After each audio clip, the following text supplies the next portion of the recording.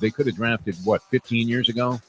Instead, Bill Parcells, the tuna, who has helped start the trend towards the bottom of the ocean, my friends. Yep. It was the tuna. It's all on the tuna. Why don't we go back to the tuna? Bill Parcells, we thought he was going to be the savior. Teams that are bad are always looking for saviors, and they believe that whoever the next incoming the guy is, whatever component that is, whether it's a coach, GM, loaner, quarterback, a number one pick, free agent signing, they always think, wow, this is going to be the guy. And it never is. More often than not, it turns out that guy is indeed the Mike Tannenbaum saboteur that buries your team. The Atlanta Falcons organization is always, it seems like, in some form of upheaval, is it not? Oh, yeah. So they come in here a disheveled mess, and here's Greer with what should be a very polished team 3 years after a tank job, loaded with all kinds of great new talent, and sparked by a fresh young quarterback who they had targeted all along to be the guy that was going to guide their fortunes. And I literally thought Deshaun Watson was going to start the fourth quarter. Right? Chris Greer's on the phone the entire first half. Hey, we'll take him. No, I don't care. Tell us where to come. Disaster. Lubie, I will say this. Offensive line wasn't horrendous in this game. I thought they were given ample time to throw the football. Am I wrong about that? And, they were able to run the ball. They ran the ball well. They ran the ball well. Yeah. So the offensive line was good. That's usually the first thing you point to when you're looking at a Dolphin loss. Tua wasn't half bad, although that one bozoic play, that was bad. They should have a separate category for that. Turnovers and then bozoic. And that's what that was, right? Where the guy just is getting annihilated as he throws a ball. And they really do. They invoke the infield fly roll. Okay, infield fly roll. Runners on second and third, man. Oh, happy day. Oh, happy day. Oh, happy day. Everybody feel free to join in. Oh, happy day. It's not exactly a resounding rendition of that thing there. Ricardo working with me today. Good morning, everybody, on Ion Channel. Happy to have you with us. Audio, video streaming. This is the modern age of radio and television. Jack Namer putting it together for us with Ion Channel and all of his fine people that, I don't know. His investors have to really be scrambling right now, wondering what the hell they're doing with this show, being one of the leading elements and components of what's going on Ion Channel. But here we are, immersed in our third week in existence here, and big things on the horizon coming up. I think you're going to want to tune in on Thursday. I'm not sure that I'm going to want to tune in on Thursday because it could be a big mess, but we're going to try and do something here and experiment with the Hialeah Park Trivia Challenge. And they are celebrating, they are singing Oh Happy Day at Hialeah Park because they are among the chosen ones, my friend. Ricardo, how are you, first of all? A little soggy out there yesterday. It was kind of a strange, it was a steel gray day at Lambeau Field. You could see Chuck Mersine taking a handoff, the giant cast-off, taking it down the field, leading the way for Jerry Kramer to make that block. And there's Bart Starr right over Jethro Pugh. They rolled over him like they were paving him onto I-95 as part of a new project. And you could see that steel gray day still in your memory bank if you're a sports fan. And that's kind of how it was yesterday here around South Florida. The rest of the country is getting smacked, though, Ricardo. But how are you on this fine day? And I love the fact, boy, do you take instructions a lot better than Mike Lubitz. Because Jack was saying, to put it mildly, he said, hey, your background looks like crap. And then here you are, you've got this tapestry, you got a little Clint Eastwood over there, and all kinds of good stuff. And I know you're a man of eclectic tastes and also thought processes. So it's good to see you. You look great, my friend. Thank you. And it's good to see you. And yeah, like you said, I can take criticism and I take constructive criticism really well. And so when they told me, we needed to make a few changes, we did it. So no problems whatsoever. Well, you're buying a new house? That doesn't even look like the same joint that you were you in some warehouse yesterday that you stole the key from? What the heck was that? That was great. But no, you've dressed it up significantly. And as we were saying, I don't know how attractive this is as a video enterprise. There are all kinds of different things that we can do, and there's massive potential here. And I think it's just going to get better and better and better. But short of seeing Lubie standing in front of an empty crib picking his nose, this is a wild upgrade. And so we're happy to have you along for the ride. Ricardo in here for day number 2 on the Ion channel. The Oh Happy Day was appropriate. It's finally happened here. I guess today is the first day of it, although this is the great thing about being in the state of Florida is that nobody really understands what's going on, not even the people who are involved, because sports wagering became legal today and is operative as of today. Saw a couple of news clips. It's only available, I believe, on a phone app that you have to get through the Hard Rock Hotel and the Seminole Tribe, and they were the ones that orchestrated this whole thing, and somehow, out of nowhere, had a pact already signed with Ron DeSantis, let him bleed Ron DeSantis, and sure enough, they've got the whole thing going right now. It's up and running as of today, so you can go bet a parlay, you can bet games straight up, you can bet overs and unders, you can bet college football, you can bet on the World Series, you can wager your brains out in the state of Florida. It's about time. Time has come, my friends, and I don't know that I thought I would ever see this on my lifetime, especially with as backwards as this state tends to be, right? Is the state anthem played on a banjo? I mean, what's the deal with that, Ricardo? What do you think? Because we've been in a stone age on virtually everything. Still in shock. I mean, I remember the day I went to buy a beer when I first moved to Florida on a Sunday, and I was having a barbecue, and I, went to pick up a bunch of beers, and it was like 11:45, and a lady looked at me like I had just denounced Jesus Christ himself, and said, "How could you do this?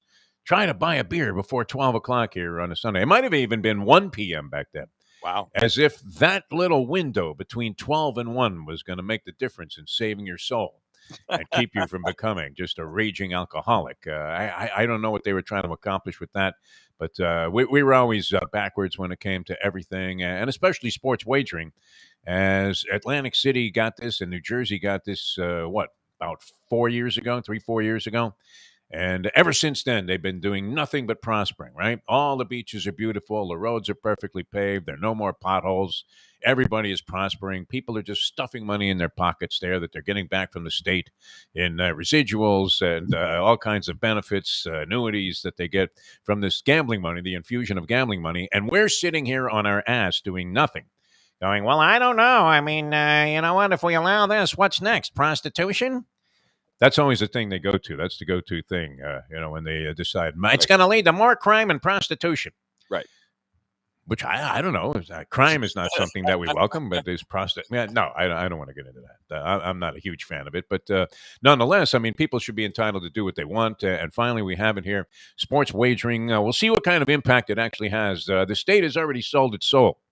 And the Seminole Tribe is going to give $2.5 billion. I guess they're guaranteeing $2.5 billion to the state of Florida that is being generated, or they plan on seeing generated by gambling fundage. So what does that mean? How much is the average clown losing if they can afford to give up $2.5 billion on a guarantee before it even gets started?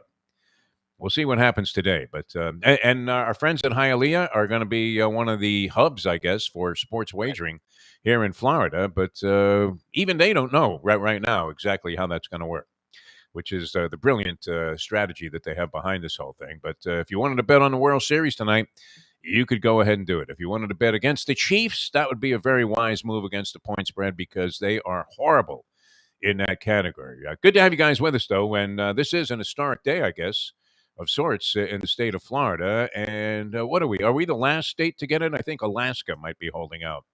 That's about it. Can you bet a couple of pineapples if you're in Hawaii on a game without incurring any kind of wrath of legal authorities saying that you can't be doing that here? Are you betting? What are you doing? Alabama and Mississippi definitely have not as well. Oh, no, Mississippi has legalized gambling in certain areas, but I'm not sure sports betting. Mississippi? No, Mississippi's got casinos all over the place. What are you talking casinos, but they don't have. I don't think they have sports betting. Sports wagering? They might. I mean, they were pretty advanced on that. They put like a barge right there in the old money Mississippi, and they said, you know what? That's not land.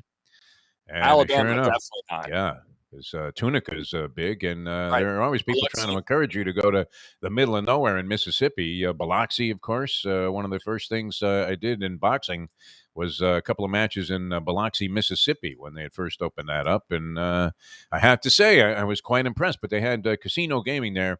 I would imagine that since they're much more open-minded with regard to things that normally would be considered sinful, that they probably had sports wagering put in some time ago. Delaware was always one of those states. Like if you wanted to start a fugazi company or you wanted to bet your brains out, Delaware was the place to go. Thank you, Joe Biden. Yeah, I was about to say, that was where our esteemed president was senator of. That's where our president hails from. He was senator there forever, and you were thinking it's the home of criminal activity, so why not make this guy? You wouldn't have thought so, right? Delaware seems like a nice, innocent place. It's a credit card hub, isn't it? I think it is. Probably so, yeah. I probably burnt a few credit cards that had like a Delaware stamp on them, but good to see, and it's finally come around. Now, I don't know if they're going to regulate it like they do weed. Are you familiar with the way the state is regulating its distribution of legalized marijuana? Medical marijuana seems to be one of the bigger scams that I've come across here, having just recently experienced my first foray into getting a medical marijuana card. At least my wife, the Mustang, went and got the medical marijuana card. It took her a while to find somebody. I mean, you have to find some doctor that was operating out of a duplex in Hialeah, as a matter of fact. They're right there on 103rd Street. Oh, my neighbor. Yeah, you can get your palm read. You can also get your medical marijuana card. And if you need like a Jesus porcelain statue, that would be the place to go as well. And, so it was kind of interesting because you go see a doctor and they do like kind of an extensive interview. Mustang was in there for like an hour while I was waiting in the car because I didn't want them to see me because they would have known right away. Wow, she's getting it for him. And that might have been the end of it right there, although I'm not sure to what extent they actually care about what happens with you once you get your medical marijuana card. They pretend that they do. Yeah. You made her you made her your mule. Yes. She's my drug mule right now. It's like somebody sneaking cocaine into Rikers. Yeah. How long she been in the bathroom? Long time. She's coming right out. Don't worry about it. Yeah. Guard? But it was weird because the guy literally had an Indian or Native American headdress on. The doctor that we went to see for this medical marijuana card. So they're controlling that as well, I believe. Some tribe is in charge of medical marijuana. Do you have a card, by the way, Ricardo? No? No. Oh, you just have the guy that's waiting outside your door right now? Is that why you changed rooms? You got to support local business.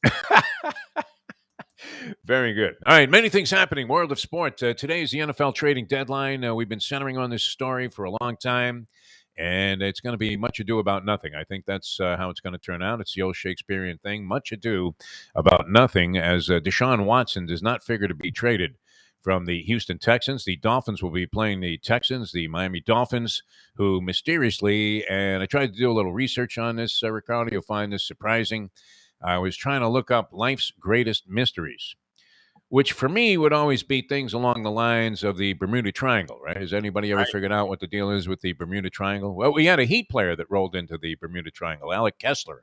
I don't know if you remember this guy. No, I do not. That's probably why I don't remember him. Well, he was a first-round draft pick of the Miami Heat many years ago. I think that season they had 2 first-round picks, one of which was Alec Kessler. The other might have been, and I may be wrong about this, the other might have been Willie Burton and Alec Kessler. Is that possible? They were both taken in the same Miami Heat draft. This had to be circa, I guess, 1990s, right? The Heat came into existence in 88. 1990, right. 12th Did they draft those two guys? Alec Kessler was Willie Burton also taken in that draft as a first-round pick, the great Willie Burton, who had some mental issues. This was before it was popular to actually be open about them. But according to teammates and guys that I've talked to, Willie Burton, who did a lot of strange things, didn't really blossom as a Heat player. I believe he had 50 points a couple of times in games after he left the Miami Heat organization. But he had serious mental problems, and this was of the mental health variety. It wasn't like he was just flat out strange like Kyrie Irving. I mean, this guy had legitimate mental problems, and according to some, that they were always worried about Willie Burton because they thought he was like seeing green men on the wall of the hotel that they were in. And it wouldn't be uncommon for him to start talking about invasions of Martians and things like that. So a very star-crossed NBA career for Willie Burton, who had inherent talent, a lot of intrinsic ability, and wasn't really able to manifest that on the court throughout his career. Alec Kessler, you would have to say, might have come under the heading, and may he rest in peace. He checked out at a very young age. I believe, while playing pickup basketball somewhere in northern Florida. Might have been Tallahassee or Pensacola. Yeah, Gulf Breeze. Yeah, he checked out while playing basketball, had a heart attack, Alec Kessler, and he was also a graduate of medical school, and I believe actually became a legitimate doctor. Yes, he's a medicine man. He became a practicing physician, I want to say also. Am I making stuff up here, or is that in his resume? I don't have it in front of me. All right, so I got it. So, yeah. What do you have, Ricardo? You're 100% correct. He was playing a pickup basketball game in Gulf Breeze. He had a heart attack. He survived by his wife. He attended medical school at Emory, which is a great school in Georgia. I mean, he's no stiff. Yeah, he was a lousy basketball player, though. He was an orthopedic surgeon and practiced in Pensacola. Wow. So you're correct on everything. And he was missing for 2 days in the Bahamas. Bermuda Triangle. He was the one guy on the Miami Heat that found his way into the Bermuda Triangle, and nobody ever knows what happened to this guy. Now we had another incident like that. I don't know. A lot of our guys get lost on boats. I guess because of the proximity and the availability, the access to the water here. Exactly. But you also had the former Dolphin, who I became friends with over the years, and he was a Syracuse guy, second-round pick of the Miami Dolphins many years ago, a gentleman named Rob Conrad, who got lost at sea. He fell out of his boat while he had it on, like, automatic pilot. All of a sudden, he hooked a fish, and it was like, holy Moby Dick, this thing is a whopper. But, he hit a wave and fell out of the boat. And from 9 miles offshore, this guy made it all the way back in one piece and ended up washing up like he was in that old Beatles movie. I guess it was the original one where they kept, the one guy kept washing up on shore and asking the guy on the beach, White Cliffs of Dover? And whoever he asked the question to would say, no. And he would point back out to the sea, and the guy would start swimming again. It was like a running joke in the film Hard Day's Night by the Beatles. But Conrad made it all the way to West Palm Beach from 9 miles offshore, supposedly, as the story goes. A lot of people thought he was making it up. Why would he make that up? To sell a book? I mean, he hasn't done anything with it. He was a legitimate guy. He had plenty of money. He was in the financial world, very sharp guy. And he also was lost at sea. And then we lost a guy, actually passed away, checked out, drowned. I don't know if you remember the wide receiver from the University of Miami, Stanley Shakespeare, was lost at sea. Wow. So we've had incidents like that, but Bermuda Triangle would have been one of the great unsolved mysteries, would it not? Has anybody figured out what's going on there? Bermuda Triangle? That's the kind of thing I thought I was going to find in my research, but turns out that there are many like weird unsolved mysteries in life. I mean, what would be your go-to unsolved mystery, Ricardo, if you had to come up with one off the top of your head? Because they had a list. D.B. Cooper, that's always a good one, right? What happened to that guy? The cat that parachuted out of an actual, jet. JFK is number one for me, I guess. I mean, I guess that's the most popular one. Which one now? JFK. Oh, JFK. I mean, I guess it's quote unquote solved, but I mean, does anyone really believe what ended up happening? You know, Lee Harvey Oswald said he was a patsy. Exactly. People wanted to buy it. We bought anything back then, though. Anything people told us, we bought it. Now we don't buy anything. We don't Jack believe a single Ruby, thing. A guy who was connected. Just happened to roll in there with a gun into the police station in front of 60 cops. Just no problem, man. Boom, you're gone. Hey, Lee, don't say a thing. We're going to make sure you don't talk. That was a little weird, right? Television. Yeah. That was, I don't know. It remains unsolved. You're right. Were there actually guys there, the grassy knoll, all of that stuff? What really happened with Robert F. Kennedy? I do remember where I was. You were not even the gleam in your father's eye, probably, when that happened, right, Ricardo? My father was being born because I was in 63, right? Possibly, yeah. Yeah, I think it was in 63. So, yeah, my father was about to be born, I think. So, yeah. Yeah, I remember, I believe I was about to take a science test, and the announcement came over the loudspeakers that President Kennedy, who we were in love with at the time, I mean, everybody loved President Kennedy, was the so-called, like they say in the radio business. You know that, Ricardo? He's a breath of fresh air from Mike Lubie Lubitz. Straight up breath of fresh air. When they say that about you, is that also a kiss of death? You would have to think yes, right? When they write the first review of your work, when you get into the media, they don't do this kind of stuff much anymore. I guess online, you'll have Twitter people saying, that guy sucks. How did he get a show? And now everybody has a show. That's the thing. Although this is kind of an exclusive right now on Ion Channel, and I don't know that we necessarily would like to keep it that way, but we're certainly happy to be the people that are involved in the launch, even though you talked to Jack yesterday. What a nice guy, right? Jack Namer, the guy who's in charge of this stuff. All he has is positive things to say and good advice. And then at the same time, with every spoken word, I'm thinking his poor investors. I mean, they must feel like they're about to get buried here, that they're launching their new approach with this show. Which we're happy about it, though. I think we're going to make a lot of money because this gambling thing can only be good for people like us who have been encouraging people to bet their brains out for the last 40 years on the airways here in South Florida. And, of course, going back almost to as far back as I can remember from the time I was born, I had some inclination towards trying to separate myself from my hard-earned cash by making a bad opinion and backing it up with capital, as sports wagering now legal here in South Florida. Many things happening, though. The NFL, the trade deadline is today. This Deshaun Watson thing, I don't know. Anytime a story is being overwhelmingly reported in one direction, it usually ends up the other, especially when it comes to a trade. But it did seem impossible, Ricardo, to conceive that the Miami Dolphins, and the reason I brought up these unsolved mysteries is because I think this is going to make the list. How could the Miami Dolphins be this bad and lose 7 games in a row? Is that not up there in year number 3 of a rebuild when they stripped the entire team down? I mean, they took the car apart and they're going to build it all back together, all new parts and everything, and it's going to run like a top. It's going to be just a vintage automobile, just like it was in 1972 and 1973 when Don Shula and the Miami Dolphins went undefeated, the only team ever to do it in NFL history. Larry Zonka and Bob Greasy marched the ball down the field. I mean, you can hear Facenda in your head still talking about those teams, but unfortunately, we're talking about 50 years ago, people. 50 effing years ago. I don't even want to say it there. I mean, it sounds ugly now to punctuate all of this stuff with swear words, but I mean, you can't stop swearing when you think about it. If you were a diehard Dolphin fan, I mean, what's the excuse? So they give us, and I hate this in sports. I hate tanking. I think it's something that should be immediately subjected to being contracted from the league.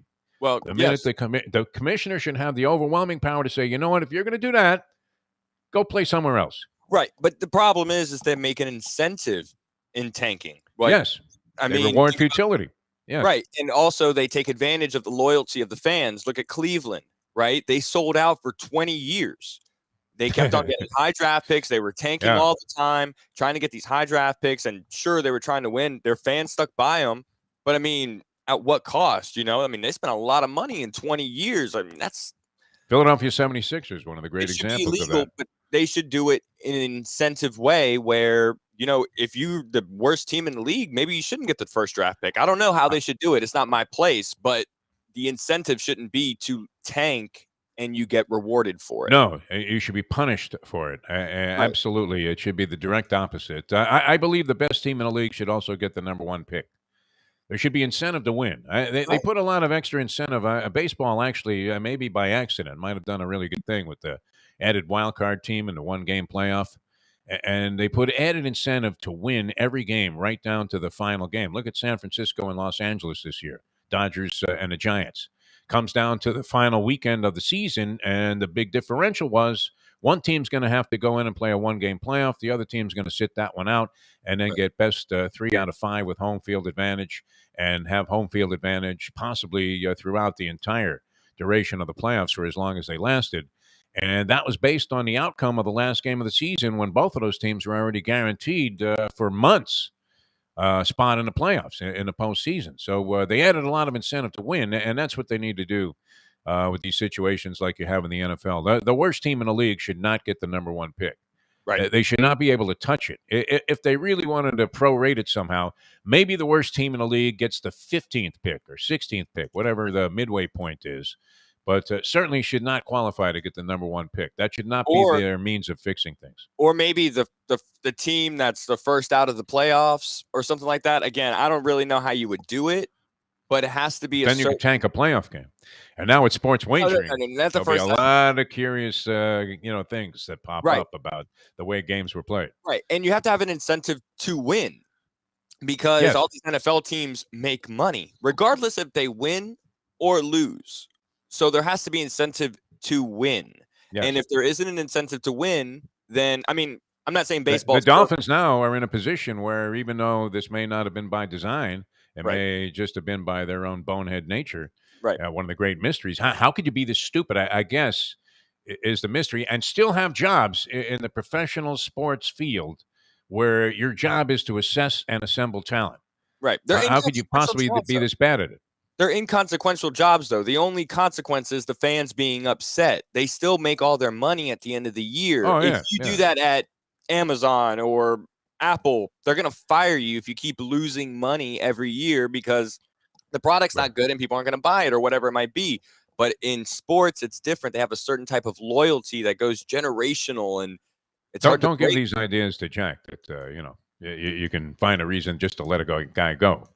So that happened to us. I mean, 11 years of loyalty, and what was the reward over there at iHeartMedia? It was disgusting. I mean, to have somebody pick up the phone and say, we're going to bury the station, and you're not a part of that burial, which I guess we got out when the getting was good. No, I'm with you 1,000%. I think it really needs to have a whole new process attached to it. The idea of drafting players and getting the number 1 overall pick, there's no reason to give it to a team that deliberately goes out there, which is what the Miami Dolphins did, and why we're kind of dwelling on this. It's an absolutely baffling mystery to think that a team could do what they did 2 years ago when, as we've said many times, I mean, Chris Greer was riding around. He would go to a Wawa, and if he saw a guy buying a sandwich that was over $2.40, he'd say, I'll pay for that. And then he would have the guy get in a car, and the guy would be starting at left guard on the offensive line in the next game because they've already traded away even the guys on their practice squad who had even the slightest semblance of ability. They got rid of all of those guys and stripped the team down. They had all of this draft capital and all of this money to spend against the salary cap, and they were going to go out and have a free agency, sign their good players back that they had great respect for. And now, as the trade deadline approaches, they're talking about possibly, I don't know if they're talking about this, but they were going to, make a deal for Deshaun Watson. If Deshaun Watson wasn't going to be in court for the next 12 years, they would have this guy starting at quarterback next week. Right. Is he the only good quarterback, ever? If we're going to be 1-7, I mean, I think our guest said it yesterday best. Yeah. What are we doing? What is he going to come in and win the rest of the games and get us into the playoffs and make this miraculous thing? And who are we going to give up to get him? He's going to acclimate himself to the system with a lousy team so he can be ready to go out there and go, what would it be? I guess 7-10 next year with the 17-game season, unless they expand that to 18. Yeah. I don't know. Is there a quarterback that you're looking at as a savior? Because the Dolphins, by losing 7 straight, and with this reward for futility, you actually are in a better position to say, hey, forget about trading for anybody good. Let's trade everybody that is any good on the team right now, and we'll go for the number 1 pick again. We're going to rebuild on the rebuild. Yeah. So 3 years into it, I think it's a perplexing mystery. I don't know that. Who are these first-round picks that we're picking? Tua he's mediocre at best at this point. He hasn't shown anything super, super special, in my opinion. And we have Austin Jackson, who's not that great. We have that cornerback. Listen to you. You said you weren't even following this stuff. You're amazing, man. And yet you have a scathing indictment.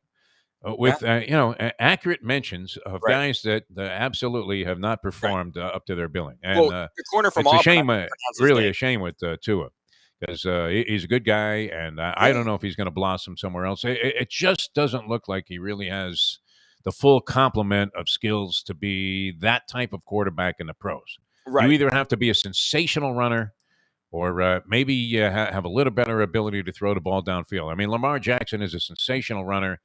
He doesn't throw the ball deep that well, as we've seen, and under pressure, it remains to be seen if he can come through and deliver.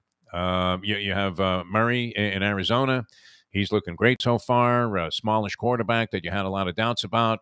That kind of guy that can take off and run. And I thought Tua had better running ability than he does, and I thought he had a stronger arm than he has displayed so far. So he had a lot of time in Alabama. It's the Ken Dorsey effect. Excuse me. Yeah. And he has Hall of Famers potential Hall of Famers who are playing around him on the line, wide receiver position, tight end position, running back position. You have all these players who are 5 stars. And I mean, Ken Dorsey was a great quarterback in college, but even the scouts knew that he wasn't going to be anything. He looked like Ichabod Crane. I mean, that kid was skinny, man. Ken Dorsey, real good guy. Good illusion there, Ricardo. But it doesn't appear, and we've watched this guy now for, maybe he's been compromised by various circumstances, injury at first, lack of experience. He finally gets thrown in there. He has some good moments, but If all you're going to be is a dink passing team, and you're going to have all of your throws inside of 15 yards to the tight ends, Right. You're not really going to excel at that position. And I was just reading an article about the Miami Dolphins and their situation with Deshaun Watson, and it is true that while Tua Tagovailoa really didn't do anything to blow this last game against the Buffalo Bills, he didn't do anything to help him win it. Right. Anything exceptional. And you don't see that element from him so far, although you did in college when, as you said, Ricardo, correctly so, he was playing with nothing but future Hall of Famers. All right, we're on Ion Channel, and we'll take you up until 9 o'clock today this morning, and it's going to be a lot of fun. Later on, I believe we'll be talking to Harvey Fialkoff, Sun Sentinel sports writer, South Florida Sun Sentinel sports writer, who's evolved. And yet he's one of those guys, just a crazy wacko sports fan that really gets into it. And so always enjoyable to see what he has to say. Although he'll probably spend the first 10 minutes that he's on the show bitching that the Yankees somehow belong in the World Series instead of Atlanta and Houston, which also seems like a World Series that not too many people have a great deal of passion for. If you didn't have money on this World Series, is there a lot of interest in it? People don't like the Houston Astros because of the cheating, Ricardo, from 2017. I've let that go. I'm fine with it at this point. And Atlanta, they're two cities. Atlanta's under a lot of scrutiny now for lame political views. So that is the only story I'm hearing outside of, well, I'm from Alabama, so Atlanta Braves' second home is Alabama. They love their Braves over there. So I have a couple of friends who are big fans of the Braves, but outside of them who are diehard fans of the Braves, the only chatter I'm hearing is about the whole tomahawk chop, the whole stuff with Trump, the political stuff. It's not the play on the field, which has been pretty good and entertaining. So it's a good World Series, no question. Exactly. I've enjoyed it. A lot of interesting developments there. You have a lot of very exciting players on the field. A lot of interesting stories always emerge. There's usually one guy that's a sleeper in World Series that ends up being a big star. I don't know that that's happened so much. Freddie Freeman is a guy that you have to enjoy if you're a baseball fan. The pitching has been bizarre, because the starters now, I mean, if you get 2 1/3 out of your starter, that seems to be, whoa, can you believe this? Like he's Don Drysdale all of a sudden. And they're in the World Series without their best player. I mean, I know people say Freddie Freeman's their best player, but I think Ronald Acuna Jr. Acuna is was the great. Spark of that team. And Ozuna also, Marcell Ozuna, also out of there with the domestic violence thing. Yeah. So the Braves compromised. They went from 10-1 before the season to 50-1. During the season to win the World Series. That would have been the time to jump on, my friends. Well, it was when the Mets were doing so well. It had to be when DeGrom was dominating, and the Mets had like a 7-game lead, and then they collapsed. The Mets collapsed. Like what you're talking about here. METS. It's a 4-letter word, my friend. New York Mets. They can't even find a guy. I mentioned this earlier in the week. Bernie Sanders turned them down for the opportunity to be president of the Mets. Here's Steve Cohen with all the money in the world, and he can't buy himself an executive to sit there and go, yes, Steve. Yes, Steve. They fired some guy. They fired some guy yesterday. Well, I had the interim GM who was following in the footsteps of another disgraced general manager who had a DUI, and I guess they figured, let's use discretion being the better part of valor here. We're not going to back this guy up, get him out of here. Plus, what did he do? Trade deadline came. The Braves were the ones who prospered. They made all the right picks there with Rosario and Peterson, and came up huge. And the Mets sat on their hands and did nothing, and said, "You know what? Noah's coming back." And he came back and pitched like a third of an inning on the final day of the season when they were already hopelessly out of it, and therefore heads are going to roll. But World Series Game 6 tonight. A lot of people discounted already any chance Houston had. And, it's very difficult, obviously, to win 3 in a row. No one's been able to do it in the series so far. But the Atlanta Braves appear to have everything going. Duvall hits the grand salami in the first inning. It's 4-0. Your starter is on the ropes. Even after the lead evaporated and the game was tied up in the third 4-4, here comes Freddie Freeman. There's a long fly ball, deep left field. Well, it was right field. Sounded good. Anyway, I'm channeling my inner Mel Allen here. Another season of baseball in Valentine. And so they have a 5-4 lead. So now you're thinking, okay, they staved off the run by Houston, and they're going to pull away here, win their World Series. First one since 1995. Did not happen as the Houston Astros rallied back, won the game handily, actually, 9-5, and now have a Game 6. The matchup tonight, pitching matchup. Max Fried versus Luis Garcia. Is Garcia the one that does that thing where he's rocking the baby before he goes into his windup? He has like a triple windup, this guy. It's almost like he's going to throw a javelin up to home plate. He runs up there, does all kinds of crazy stuff. We used to have that ritual in punch ball. We used to play punch ball in Brooklyn, New York. That was a hybrid version of baseball, and it was probably the most popular game that you would ever get involved in there as an inner city kid in my youth. And every guy had his own ritual running up to the plate there. Some guys would bounce the ball 3 times and flip it. Everybody had their own ritual. Free throw like ritual. Guys do when they're serving, right? Nadal goes through all those things. Wouldn't Rafael Nadal be the ultimate third base coach? He would confuse everybody. I mean, with all of the different things that he does. Omar, with the if you remember him and how he would do with the gloves constantly. When nobody could steal these signs, right? Not even the Astros. Not even the Astros employing Russian spies. They have former members of the KGB in their dugout as bench coaches. It's great. Yes, he throw curveball. And, that would be great. I mean, you got to get Nadal out there at third base to relay the signs. Although, even the guy that was supposed to be able to understand them would have no idea what the heck he was doing. I kind of like the college system of sending in plays where they have like a picture of Lee Corso and then like Donald Trump with a clown nose on him. And, they're going to run the ball. That makes it simple. All right, so Game 6 tonight, Houston with a chance to come back into this thing and obviously force a Game 7 going against Max Fried, who was one of the better pitchers on the Astros roster, but he's been getting touched up the last couple of times. Braves, rather, roster, but he's been getting touched up the last couple of times and really hasn't been as overwhelmingly effective as he was when we watched him a zillion times shut out your Miami Marlins, which maybe wasn't that all that significant of an accomplishment, as they were pretty inept all season long.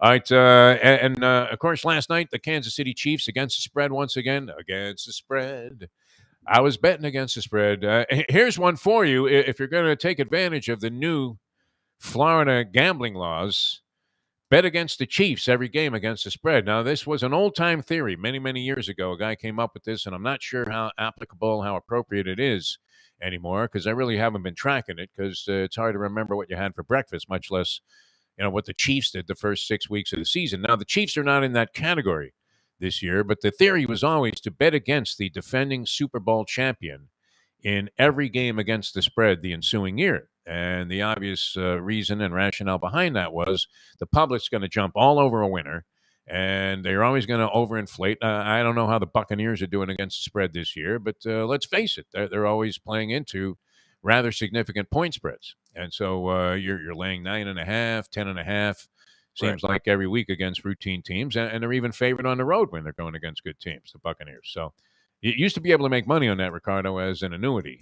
With the Chiefs, since they won the Super Bowl, they started out all right in 2020, and then they fell completely apart. I think they lost their last 7 to the spread, and they're an atrocious, 1-15 against the point spread, including last night's loss against the spread, which I count as a loss. And that's the other thing they should do in the NFL. If you lose at a point spread, it should be a loss. Right. It should be a separate category. And if you're burying the public, especially now that they're partners with all of these gambling organizations, right? Did you see Roger Goodell with a FanDuel hat on? That was great. Oh, my gosh. Yeah, right there in the standings, they should have a record with ATS. That's it. I mean, they really should. Yeah, no doubt about it. I mean, certain publications will go ahead and base things on that particular category of data. Right. Because that's all that really matters, right? How you doing against the point spread? How you doing against the point spread? You got point differential on there. Might as well just add one more column. Yeah, the Chiefs are horrible against the point spread. And this may be the residue of their championship a couple of years ago. And, of course, they were in the Super Bowl last year, but they failed to cover again last night as Patrick Mahomes, another one of the great mysteries. What the hell happened to Patrick Mahomes? He fell off the chart. I mean, he's not making those exciting plays anymore. All of a sudden, balls are slipping right through his receiver's hands and into the awaiting arms of a defensive back who can't drop the ball, even though he has the hands of stone. Right. His brother is apparently a big issue, distraction for him. What happened? What's up with his brother?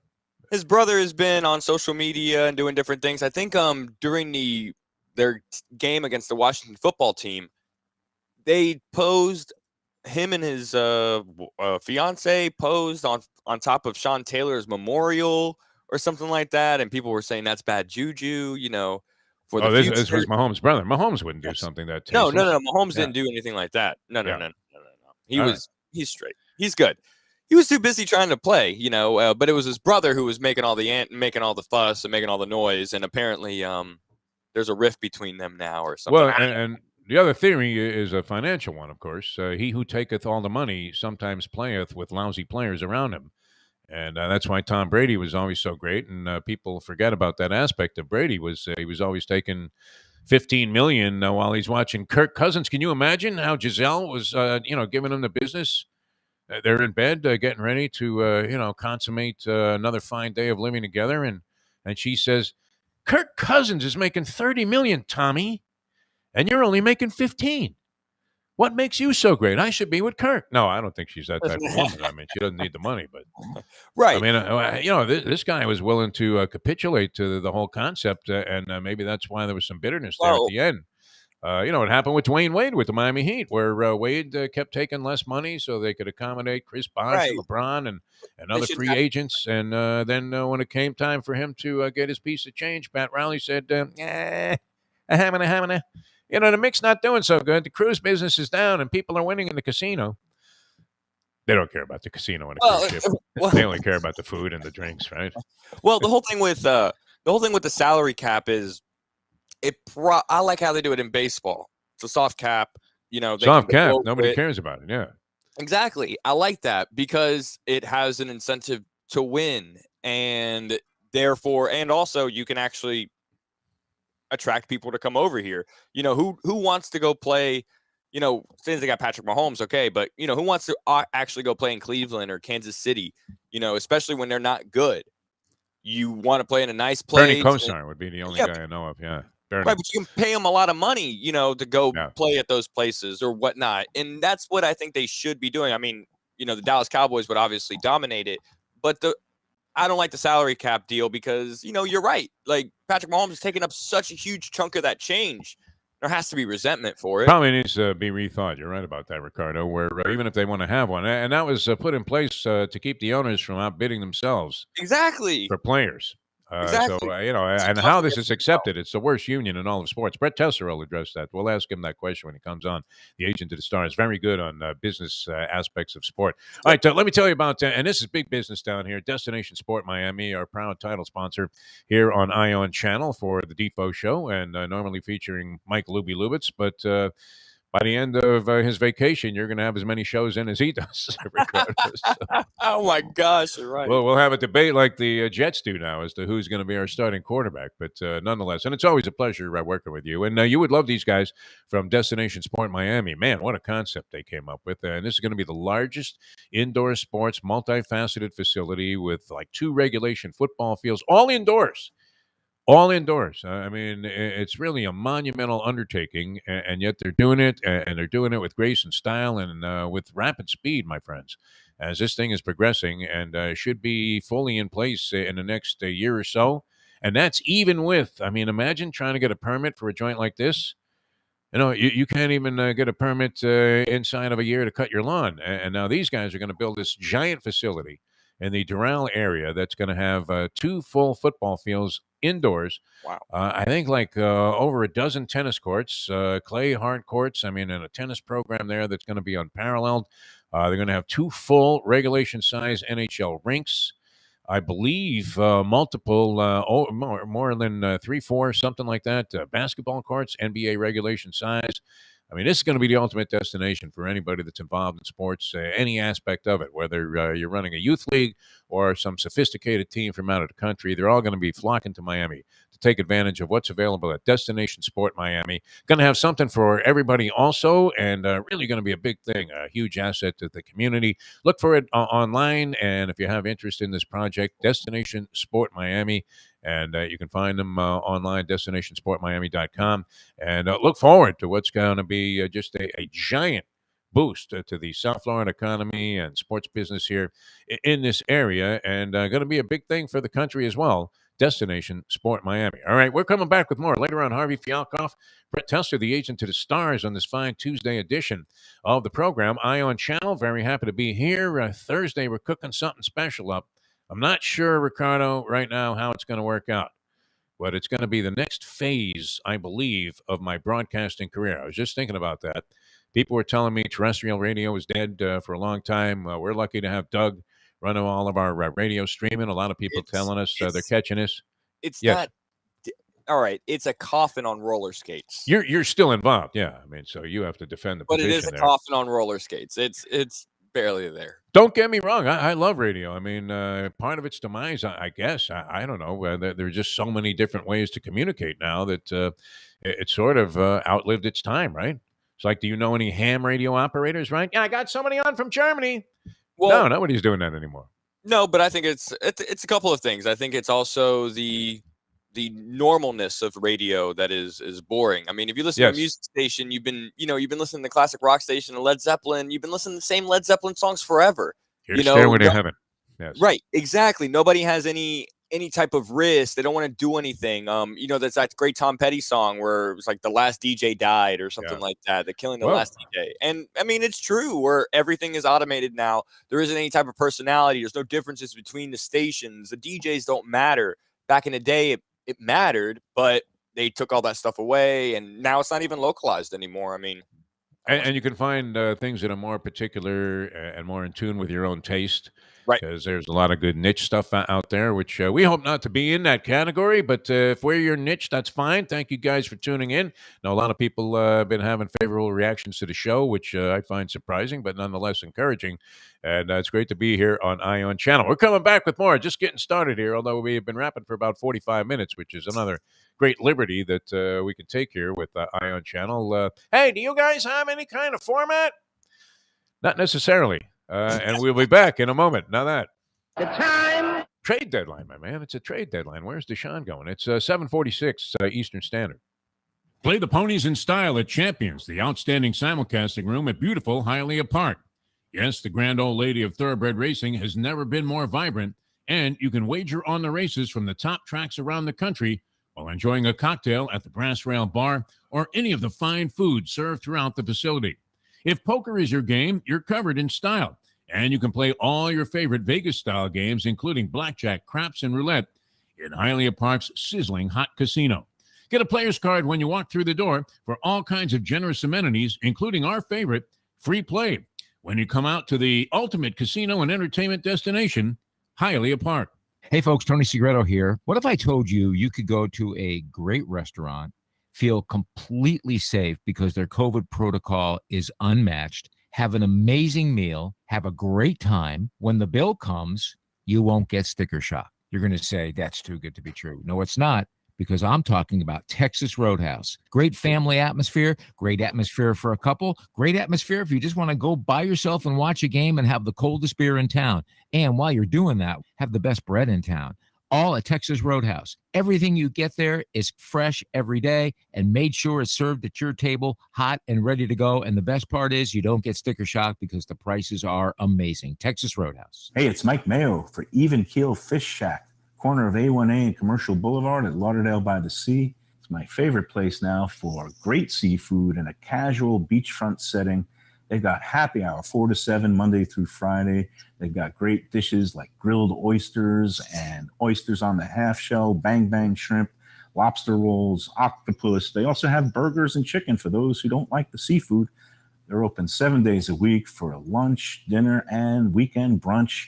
Go to Even Keel Fish Shack. Go say hi to Dave and Brad and tell them the Gambling Gourmet sent you. Recently, we realized it's not just hurricane season that can hurt us. Any time of year, things can happen to your home or business. And the insurance company can be your friend, but they also can be your enemy. Horizon Public Adjusters, Justina Testa, are here for you to help this process go so much easier. Before you call the insurance company, call Horizon Public Adjusters and Justina Testa at 954-809-8752. Would you go into court without an attorney? So why would you go up against an insurance company without Horizon Public Adjusters and Justina Testa? 7 to 10 times more money recovered with a public adjuster than if you went on your own. If there's no recovery, there's no fee. Give them a call at 954-809-8752. Why go up against insurance companies alone when you can have Horizon Public Adjusters and Justina Testa on your side? Buy or lease a Taos and take it to the house at Deal Volkswagen. Anna and her team make your next VW purchase or lease so easy with new inventory rolling in daily and the biggest selection of certified pre-owned vehicles in the business. You can make your deal online at dealvolkswagen.com or visit the beautiful showroom in the classic location, 3601 Bird Road, right in the heart of the Gables. Or give Anna and the team at Deal a call at 305-448-DEEL. Jettas, Passats, Tiguans, Atlas models, and the hottest vehicle in the industry, the new Taos, all at unbeatable prices and all ready to roll off the showroom floor at the #1 Volkswagen dealership around, Deal Volkswagen. Mr. Pentangeli, were you a member of the Corleone family? Did you serve under Capo regime under Vito Corleone, also known as the Godfather? I never knew no Godfather.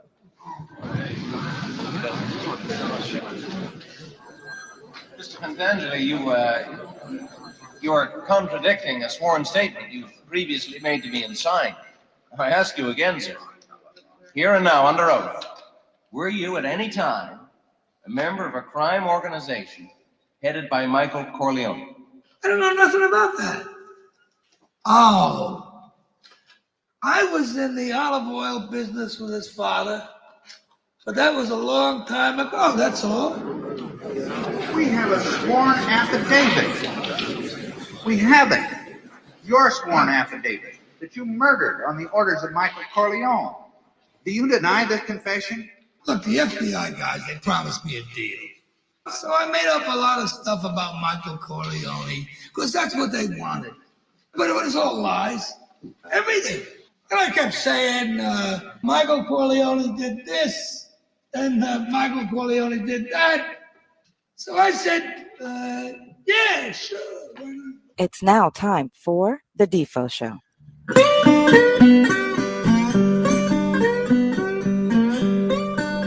Yeah, Lou.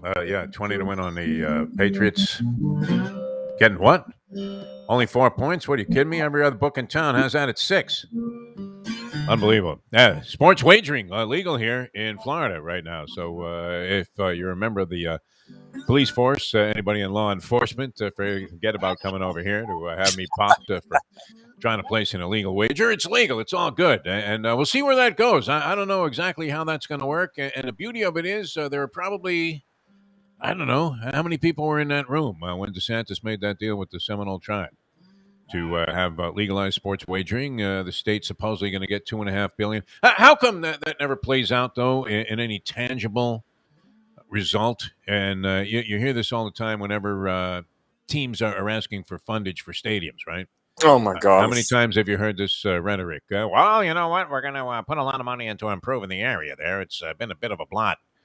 Right, I mean, in South Florida, you're talking about like Overtown, right? Where they're going to make all these improvements. Zoe's going to have a park out there, and they're going to be planting flowers, and everybody's going to get cheap residents. And then you go there, and it's the same thing, right?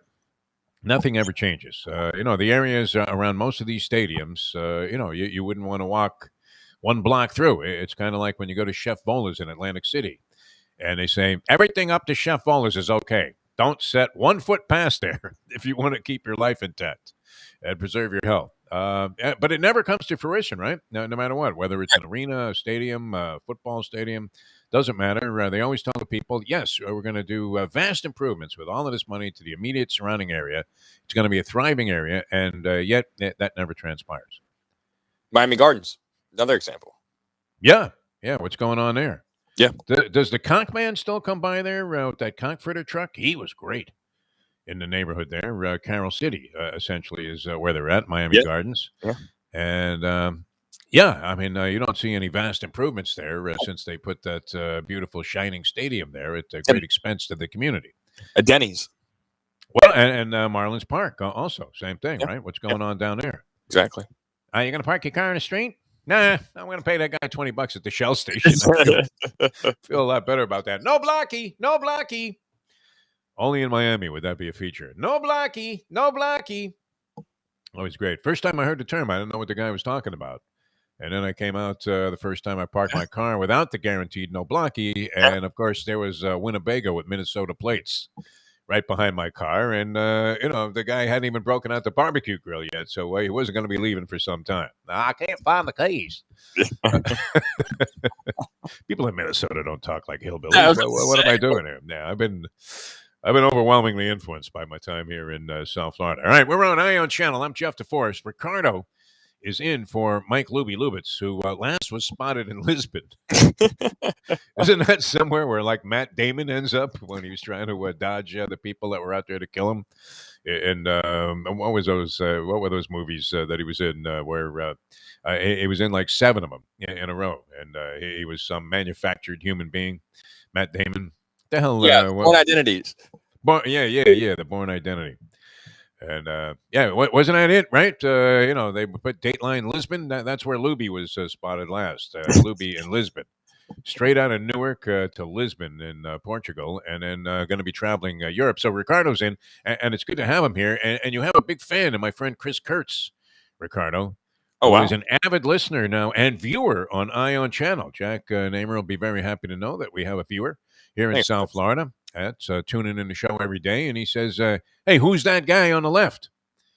And it's Ricardo, ladies and gentlemen, even though labeled as Lubie, where I don't know if you were going to steal somebody's identity, I'm not sure that Lubies would be exactly, my identity of choice.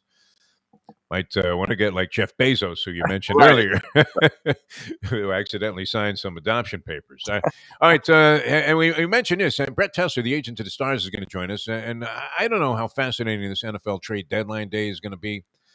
I'm not sure. The NFL is not a big trading league. It's usually relatively insignificant. The trade deadline in the National Football League, some team needs a backup quarterback, so they grab Brian Hoyer for a conditional 6th-round pick in 2025. And you're looking for headlines on stuff like this. I guess some of the guys that are billed as NFL insiders have to naturally act like this was a huge transaction and development. Now, can you believe it? Hoyer going to the Chiefs? They must be tired of Mahomes. It's like, no, they're not. I mean, they probably just needed to sign a guy to fill out the roster to accommodate the low end of the salary cap there, so DeMaurice Smith doesn't file some kind of action against them, and immediately, you're calling for a league boycott. But normally relatively insignificant, although Von Miller going to the Rams is not necessarily insignificant. Remember when Von Miller was leading the Denver defense when they won that Super Bowl that year, and they were devastating, huh? They even made up for a crippled Peyton Manning. Right. Manning, they wheeled Manning out to the sidelines for that game, that Super Bowl game, and you would have thought all of the money that you had, which included our good friend the Duke. And we were out in Las Vegas, and that had to be 6 years ago, where Von Miller was leading that vaunted Denver defense against Carolina. Ask Cam Newton how good this cat is. Now, it's 6 years later, but he still has plenty of steam left in the engine. How about that for a cliche there? Little analogy. You hear what Defo said? He said he had plenty of steam left in the engine. That could mean a lot of things. That could have a lot of double entendre type of connotations. Got a lot of steam in that engine. Don't you, sir? Do you love me, or are you just happy to see me? What was that? Is that a banana in your pants? You're just happy to see me.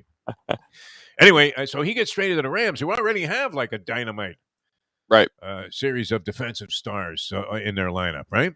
Yeah, that's just another guy you got to account for. So they're all in. They're shoving all in. Getting Von Miller. I don't know what the other end of the transaction was. Not sure that it was all that significant, but that was one thing that happened. And then the Rams are willing to trade draft picks for players. I mean, yes, all this. If they don't win this year, they won't have a victorious upside record for the next 27 years. Right.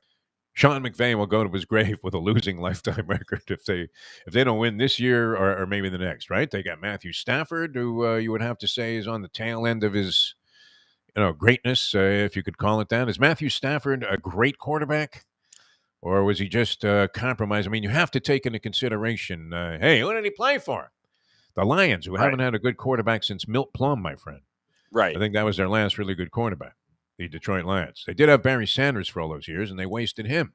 Calvin Johnson, right? The Matrix. That guy was pretty special. Couldn't do anything with him, with Matthew Stafford throwing a rock. Pretty incredible. So, I mean, they're a cursed franchise, though. I don't know. What did somebody do? Was it some kind of phony part they put in an automobile that was never recalled? Well, Why is Detroit cursed as a sports city? Look at the Pistons stink. They're in a process. It's a process that is rather perplexing because it doesn't go anywhere, much For like we were 15 talking years, about yeah. earlier. Yeah, with the Miami Dolphins, forever bad. All right, we're coming back with more. We are happy to be with you on this fine Tuesday. It was a little soggy outside when I last looked here in South Florida, and people are getting snowed in around the country. Did you see some of that, Ricardo? And then we're coming up on what my least favorite circumstance is, and as a kid, it was dreadful, daylight savings time. Wouldn't you much rather go to school in pitch black darkness than have your playtime cut short after you've sat through another miserable session there in the third grade? Please. Although kids don't go out and play anymore, do they, Ricardo? I mean, we were in the streets the entire time, and when it got dark, your mother would be coming out searching for you. Jeff, Right. have to come home now. And you're playing in the dark. You don't care. I mean, you're getting hit in the forehead with a pop-up that you would have easily caught had there been even a glimmer of light outside to play ball by. Well, I didn't even care. I didn't even get one trick-or-treater. So, I mean, kids don't go out at all. Yeah, nothing here, but that would be uncommon, right? Where do you live, Defo? Everybody has to be 75 there. Some guy showed up in a ghost costume. He thought he was a kid, but he was like 87, and he had, bad case of dementia. All right, we don't want to get too demented here because we have a lot to cover. Harvey Fialkoff's scheduled to join us in the next hour of the program here on Ion Channel. If you guys are listening, we're happy to have you on board. If you're watching this thing, that's Ricardo. In for Michael Lubitz, I'm Jeff Deforrest on Jack Namer's fine organization, Ion Channel, growing exponentially with each passing day. It's really very exciting. And then we do have an idea in mind for Thursday. I'm not sure if that's going to come off, but if it does, it's Wheel of Fortune, my friends. Wheel of Fortune. Finally, my very minor television producing instincts are starting to come into play here, Ricardo. So we'll see where that goes. Not exactly Chuck Barris here. Although there may be elements of that in the show that we do on Thursday on Ion Channel. Happy to have you with us. And coming back with more in a moment. Now that The time. we've reached the top of the hour. Hey there, it's Mike Mayo. Do you like steaks? Do you like seafood? Do you like classic old Florida charm? You could get that all and more at Tropical Acres Steakhouse and Butcher Shop. It's at 2500 Griffin Road in Dania, just west of 95. The Studiali family, they've been running the place a long time. It's been there more than 70 years.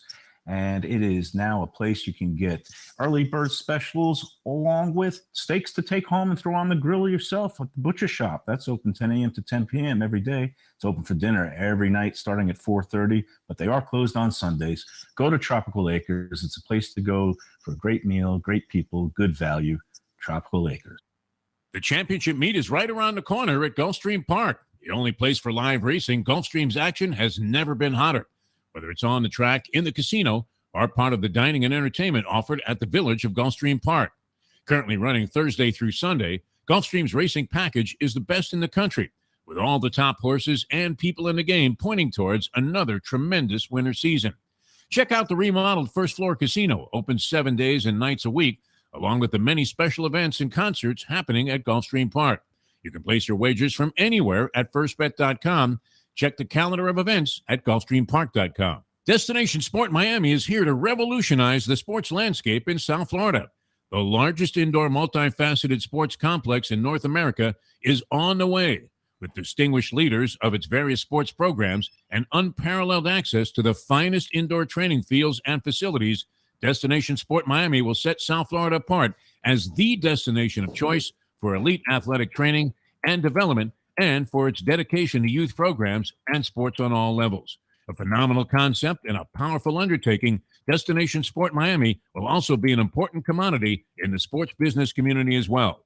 Destination Sport Miami, its time has come. These days, we're all looking for comfort anywhere we can find it. Thank goodness for Landlubbers Raw Bar and Grill in the Plantation location, because they are making sure you are as comfortable as possible. First of all, they're not only open for delivery and pickup. All you have to do is go to landlubbersbarandgrill.com for both pickup and free delivery. Their hours have changed a little bit. Monday through Thursday from 3:30 to 10, and Friday, Saturday, and Sunday from 11:30 to 10. You're going to have the best wings in the world.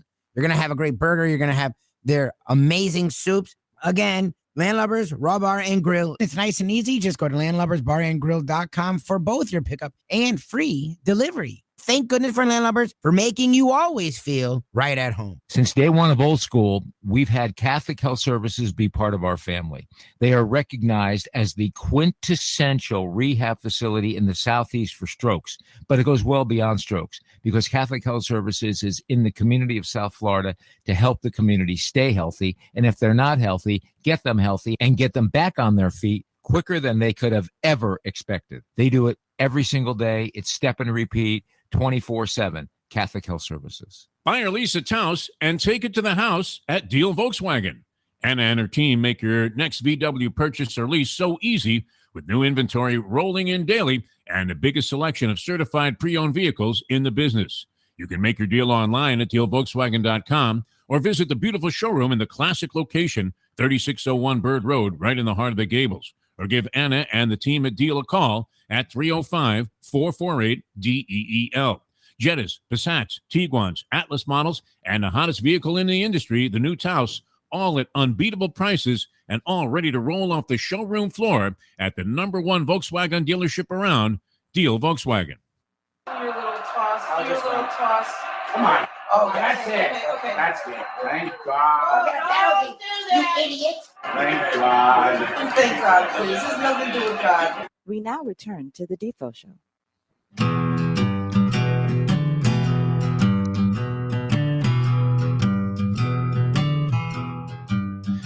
Welcome back to the show. Morning once again, everybody, on this fine Tuesday. Jeff Deforrest and in for Mike Lubitz, the great Ricardo, who you'll remember from his days, although still part of the iHeart Media family as a working stiff, but glad to have him on board here in for Mike Lubitz.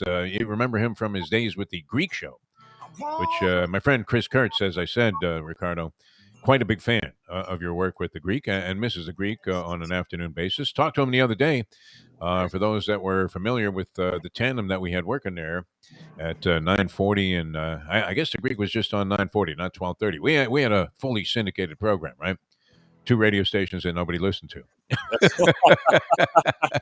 And to ensure that, they went ahead and they're starting Brady Quinn right now in our spot. But no bitterness here because we landed on our feet, man. I mean, this was Kerry Strug City, was it not? We stuck a landing. Yeah, We had to. starting Brady Quinn has never turned out well. No, picking Brady Quinn didn't turn out too well. Although they made the right move. And that was one of the few times I actually found myself yelling at a television screen. Because there was such a big buildup to the whole idea that the Dolphins were going to find yet another savior. Right. This one was going to be the one that took us right out the door. This was it. This was the big idea. This was the big wazoo. And Ted Ginn had a 20-year career almost. Ted Ginn hung around forever, man, this guy. I don't know that he was ever great. No. But the man could flat out fly. That was the thing. He had speed. You need speed. And so Ted Ginn hung around for a long time and was a contributor to title teams, championship teams. I don't know. Did he win a Super Bowl? He was in a couple of title games. I know that. Yep. With San Francisco when they were hot. Ted Ginn was a big part of that. Great return, man. Yeah, you were playing for the Saints. Yeah, but there was a shocker. I remember I'm watching on TV. I'm walking out the door, and I was on my way actually to do one of those dreadful 9-hour draft day specials on the radio. Well, what do you think they're going to do with that 4th-round pick there, Defo? You have any idea? I watched like 3 seconds of college football all year long. I wouldn't, be able to recognize whether Newt Rockne was coaching the team at Notre Dame or whether it was, any one of the Kellys. And sure enough, they're rendering opinions on this kind of stuff, and nobody knew. And everybody thought that, wow, if Brady Quinn is available, I think they had, like the number 10 pick, something like that? Right. Yeah, Brady Quinn is available, and it just started to fall into place. The cards were just being dealt in the right fashion there, and you're saying, look at that, 3 aces on the flop, and I'm holding 2. How did they have 5 aces in this deck? Everything was going your way. I mean, it was just coming up roses if you were a Dolphin fan, and you were thinking, okay, if this team doesn't take him, then he's going to be available. These next 2 guys are taking linemen. Bop, bop, bop, bop, bop. You're gargling with moose as if you were the second coming of Mel Kiper. And sure enough, there it is. And they make the announcement, and the names have that similarity to them. And you're thinking, wait a minute. You're mouthing words. The whole crowd is screaming, Brady Quinn.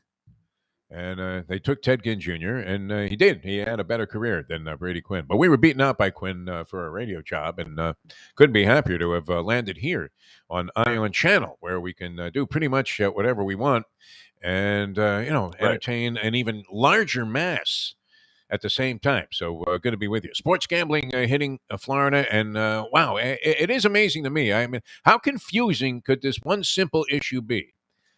And one of the beauties of being in Las Vegas, obviously they've had sports wagering forever, but you roll into a sports book there. I don't know. Are you inclined to make a bet every now and then, Ricardo? I'm not sure if you're a betting man. I have made a couple of bets. Normally, I make them. You were with the Greek when he was rolling, and Right. he was betting his brains out on virtually everything. He would bet Right. like what floor the elevator was going to land on first. Oh my God, that guy's crazy in that sense. But no, I've made a couple of bets, and I normally make bets with my friends where I'll tell them, hey, throw this on for me or whatever, and they'll do it. But, I mean, I'm not a guy to do that. I was actually going to ask you, what's going to be your first bet? Are you going to bet the World Series tonight? Have you thought about it? Or? I haven't signed up for this thing yet. And I see, and this is my problem with it. I would much prefer, okay, it's a Tuesday night. Not a ton of things happening. I mean, there are a few things around town that you could possibly do, and there's some restaurant discounts and specials. We talked about it all the time with Mike Mayo. But if you could just go and watch this World Series game at a place where you could also put money down on the game, like you can in any Las Vegas sports book, would that not be the ideal thing? And you could call a bunch of guys and say, hey, let's watch the game. And maybe you're betting, $100 on Atlanta. I'm betting 50 on the Astros, but whatever it happens to be. Now you're all in there. You're throwing down a couple of cocktails. You're having some good food and just watching a ball game as if you were there and having a good time. And we know this, that putting 5 cents on a ball game amplifies the importance of virtually everything that takes place in that game. You're a bum, Hernandez, right? You start screaming at the officials before the game even starts. All of a sudden, because your interest is just ratcheted up by the idea that you have money riding on this game, and you yourself are now involved because you don't want to be a loser, right? You just don't want to consider yourself a loser, even though in the long run, everybody loses. But it would be great to be able to go to a place. So I don't know, Ricardo. I probably won't get involved with this for a little while. And I'll have to see how it plays out with our friends at Hialeah Park, which I'm very happy for them. Way to go. All the people down there, man. They do a great job. The Brunetti's been carrying this tradition on forever at Hialeah Park. It's a wonderful place, and it's even more special now. And they will have sports wagering available to you. And I think, knowing the people at Hialeah, they will find some innovative way to bring about in its closest proximity what I'm talking about, Ricardo, which is to have a room where you can go and you can gravitate with your buddies and watch the game and actually place a bet while you're there somehow very easily, and then enjoy the evening and all the other great things that they have at Hialeah Park, including maybe while the game is on, maybe it hits a little dull spot, right? You're down 5-0. You're thinking, I tell you what I'm going to do. I'm going to roll down to the casino, take a shot in there where I know I have an excellent chance to win because Steve Calabro wouldn't have it any other way. Maybe you win a car, while you're there in one of their drawings, one of their giveaways. So whatever it is, you're going to have just a perfect place to go and make your sports wagers. That's coming up. There'll be more announcements about that, more details to come. HialeahPark.com is the place to go. Frankie tells me boxing returning to Hialeah Park. Big announcement on tap, so we'll have more official news on that throughout the coming weeks, and that is a dynamite place to go to the fights. Ricardo, you have to go. I know you're a big boxing fan. When they have the boxing at Hialeah Park, it's right there on the apron of the track, and the ring is set up just outside of that on what used to be the beautiful race course there at Hialeah Park, and you got a good seat from any vantage point, even all the way in the back there.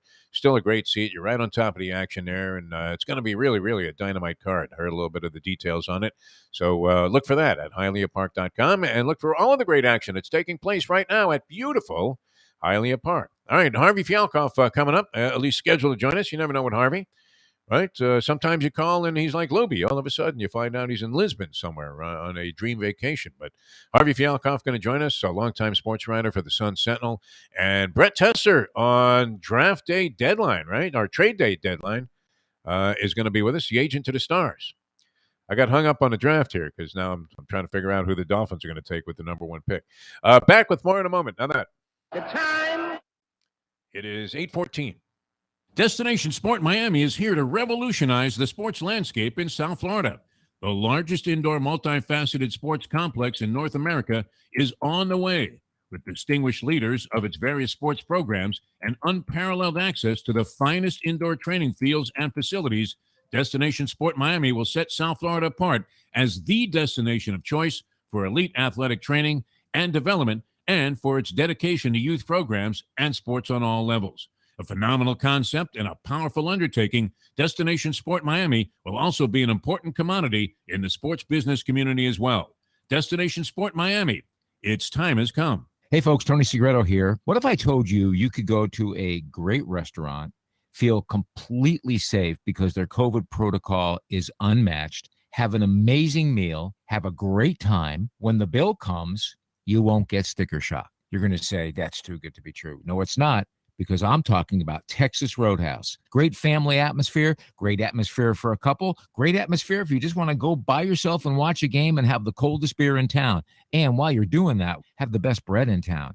All at Texas Roadhouse. Everything you get there is fresh every day and made sure it's served at your table, hot and ready to go. And the best part is you don't get sticker shock because the prices are amazing. Texas Roadhouse. Recently, we realized it's not just hurricane season that can hurt us. Any time of year, things can happen to your home or business. And the insurance company can be your friend, but they also can be your enemy. Horizon Public Adjusters, Justina Testa, are here for you to help this process go so much easier. Before you call the insurance company, call Horizon Public Adjusters and Justina Testa at 954-809-8752. Would you go into court without an attorney? So why would you go up against an insurance company without Horizon Public Adjusters and Justina Testa? 7 to 10 times more money recovered with a public adjuster than if you went on your own. If there's no recovery, there's no fee. Give them a call at 954-809-8752.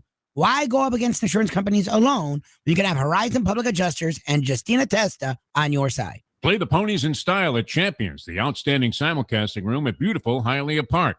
Yes, the grand old lady of thoroughbred racing has never been more vibrant, and you can wager on the races from the top tracks around the country while enjoying a cocktail at the Brass Rail Bar or any of the fine food served throughout the facility. If poker is your game, you're covered in style. And you can play all your favorite Vegas-style games, including blackjack, craps, and roulette, in Hialeah Park's sizzling hot casino. Get a player's card when you walk through the door for all kinds of generous amenities, including our favorite, free play, when you come out to the ultimate casino and entertainment destination, Hialeah Park. These days, we're all looking for comfort anywhere we can find it. Thank goodness for Landlubbers Raw Bar and Grill in the Plantation location, because they are making sure you are as comfortable as possible. First of all, they're not only open for delivery and pickup. All you have to do is go to landlubbersbarandgrill.com for both pickup and free delivery. Their hours have changed a little bit. Monday through Thursday from 3:30 to 10, and Friday, Saturday, and Sunday from 11:30 to 10. You're going to have the best wings in the world. You're going to have a great burger. You're going to have their amazing soups. Again, Landlubbers Raw Bar and Grill. It's nice and easy. Just go to landlubbersbarandgrill.com for both your pickup and free delivery. Thank goodness for Landlubbers for making you always feel right at home. Hey, it's Mike Mayo, the Gambling Gourmet here for my friends over at Shenanigans Sports Pub. It's a great place to go to take in a game, a good meal, and a couple of drinks. My friend Patrick, he's been doing it a long time, and he's got 2 locations. West side is right across from TY Park in Hollywood. And then the east side location is at 1300 South Federal Highway in Dania Beach. Shenanigans is the place for wings, burgers, barbecue, fresh fish, anything you want, drink specials, late night dining, outdoor dining. It is the place to go, family friendly. Go to Shenanigans and tell them the Gambling Gourmet sent you. You know what I'm gonna do? Because you don't ever give me a fair shake. You know that? So I'm gonna let you talk to Victor Ortiz, all right? I'm through. They put somebody else up and give me an interview. What are you talking about? You heard him. You never give me a fair shake. HBO needs to fire you. You don't know about boxing. You ain't you got I wish I was 50 years younger and I'd kick your ass. The modern day odd couple, Defo and Lubie, are on now. It is, of course, the Defo Show.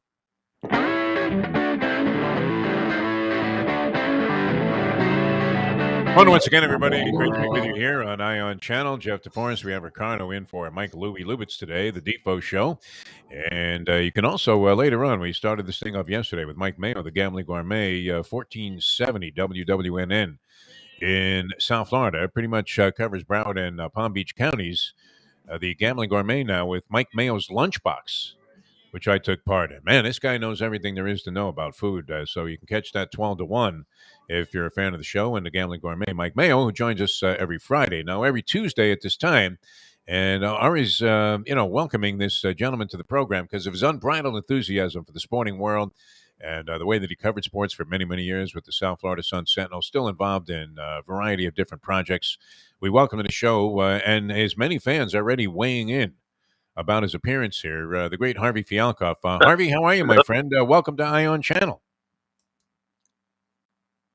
Good morning. It's a pleasure to be here. I know Mike Mayo's making me hungry, but before breakfast, it's great to hear nothing, Mike.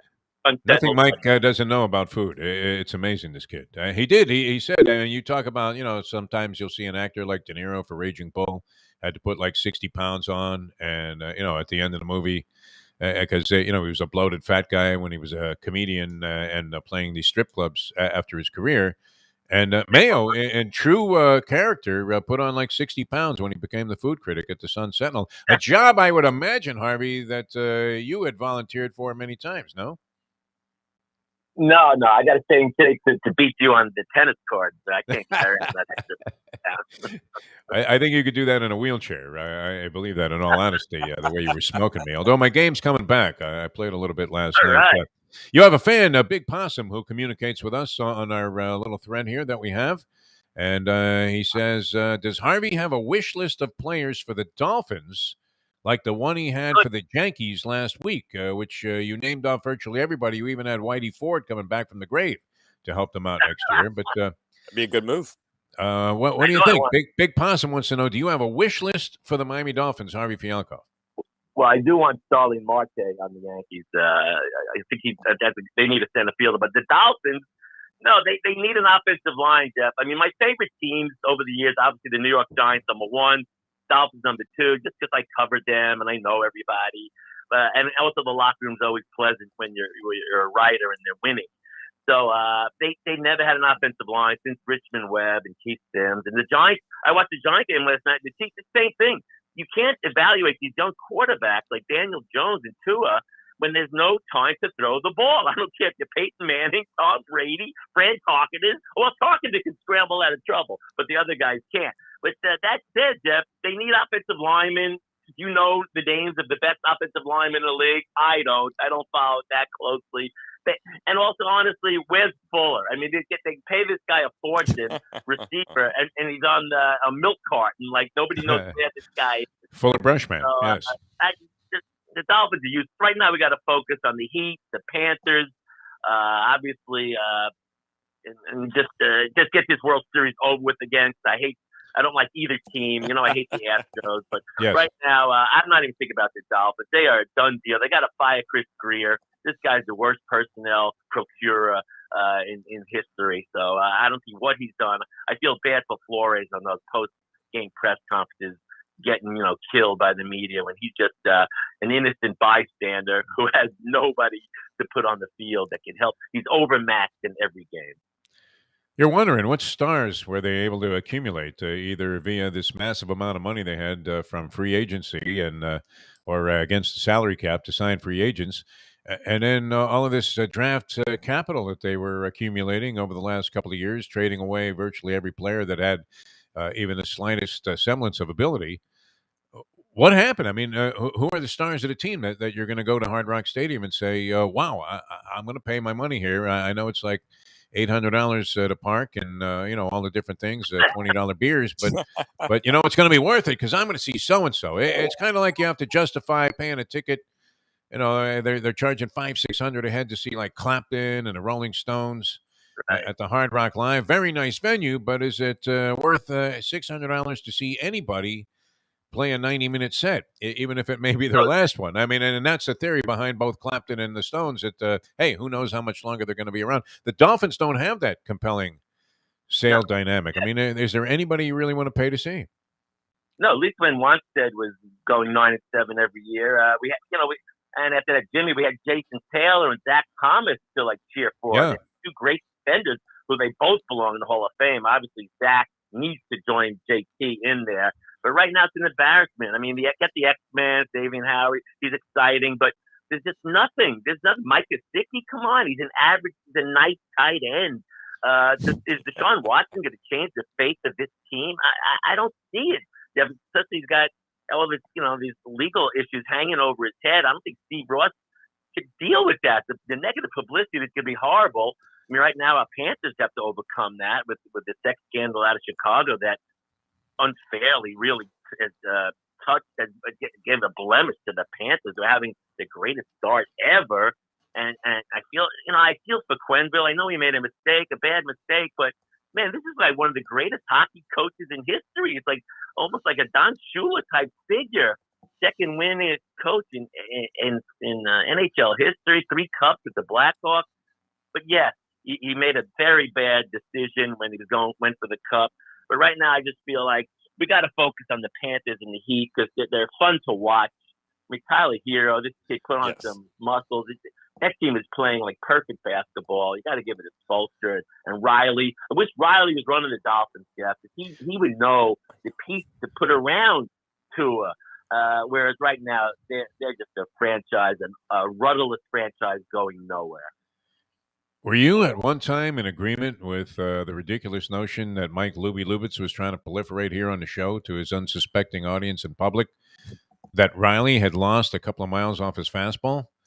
Remember a couple of years ago when the Heat seemed to make a few blunders in terms of guys they signed, and it looked like a total brick. Oh, and they gave all that money to all of the players that helped them in that great run when they went like 11-30 in the first half and 30-11 in the second half. And Deion Waiters. You could see in the first half of that season that those guys were really, they must have all been in their contract year, and unfortunately, Riley gave them all a contract. And it seemed like, wow, this guy, a brilliant executive his entire career, great basketball mind, great mind, period. Always loved talking to Pat Riley.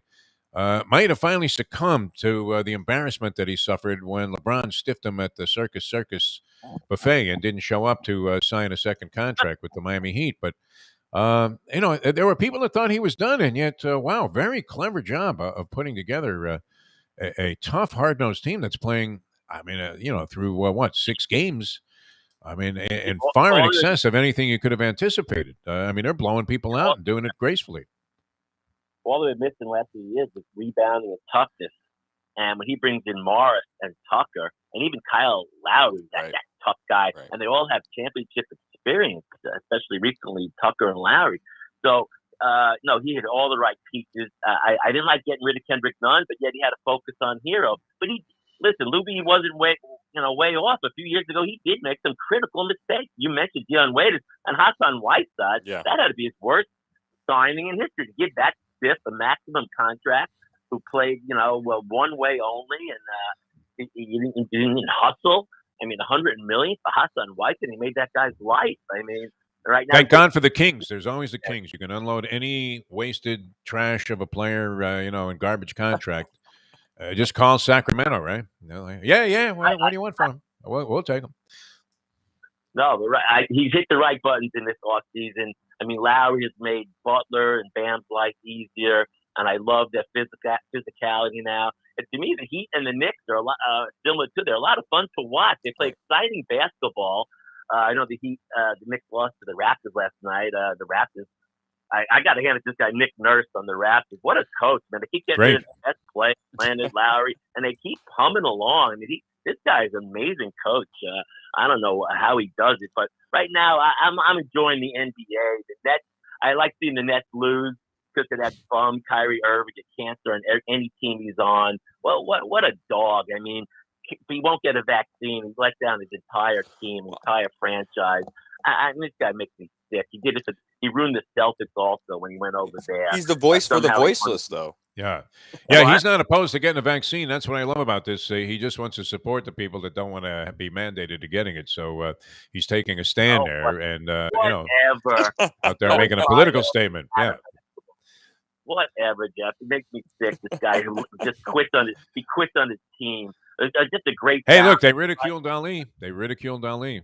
I was among them. I loved Ali, and then all of a sudden, now I got to turn my back on you. And we went Servino and a guy for a little while, and then realized he was right all along. So maybe that'll turn out for Kyrie, right? That he was absolutely correct, and this Fauci guy was dreaming about the vaccine. And the Earth is flat. And the Earth is flat. Yes. You want to take off in that little skiff of yours and go out there in pursuit of Moby Dick, my friend. It has to be because he went to Duke and he thinks he's. I'm not saying he's not a very smart guy because I'm sure he's a very intelligent guy. It's just some of the things he says are very off. Very off. Oh, no doubt. I'm with you, Harvey. You know what? I don't know. You can't say shut up and dribble because obviously that's going to be politically incorrect. And I don't believe that. If the guy has some kind of serious conviction about this, but it's always a problem. That's the thing with Kyrie Irving. I mean, if it wasn't this, you have a feeling that he wouldn't be playing for some other reason. Right. Because, he had gotten a bad bologna sandwich at Horn and Hardart and he was boycotting New York City. I don't know. It seems like he's always coming up with something. And as you said, detrimental to any team that he's been on, regardless of his brilliance. Does anybody finish at the cup better than Kyrie Irving, my friend? I mean, you, a connoisseur of layups, being a smallish Jewish ball player who probably never went to the basket in your life, much like me. Who finishes layups like that? That guy never misses any kind of impossible conversion at the basket. There's Kyrie Irving, and you're like, my God. Goran Dragic had a little bit of that, but he wasn't as athletic at it. Yeah. They called me the Jewish Phil Bradley when I was hitting those. Catching fire, my friend. That's the name of the game. Your buddy Lance Goldstein. Jericho, New York. Right now, it's just embarrassment. I feel bad for Kevin Durant. He's trying to, carry that team. Poor guy. But he really can't do it. They need that third wheel. And Harden, I love the rule, that a new NBA rule, just killing Harden. He can't go to the foul line 30 times a game with his fake foul calls that he was getting all these years. I never liked it when a guy jumped into you and then called a foul on that. Well, where our a best guy would player of just all time. break your jaw with his head as he was, jumping completely forward, and as if he was Carl Lewis in the Olympic Games, and they go, "I got it." And so they took that out. Yeah, you're right. D-Wade did it. Reggie Miller was a pro at it. Yeah. But Harden just had made it into a science the way boring. he draws back from 40 feet away, so he'd do three free throws, let alone two.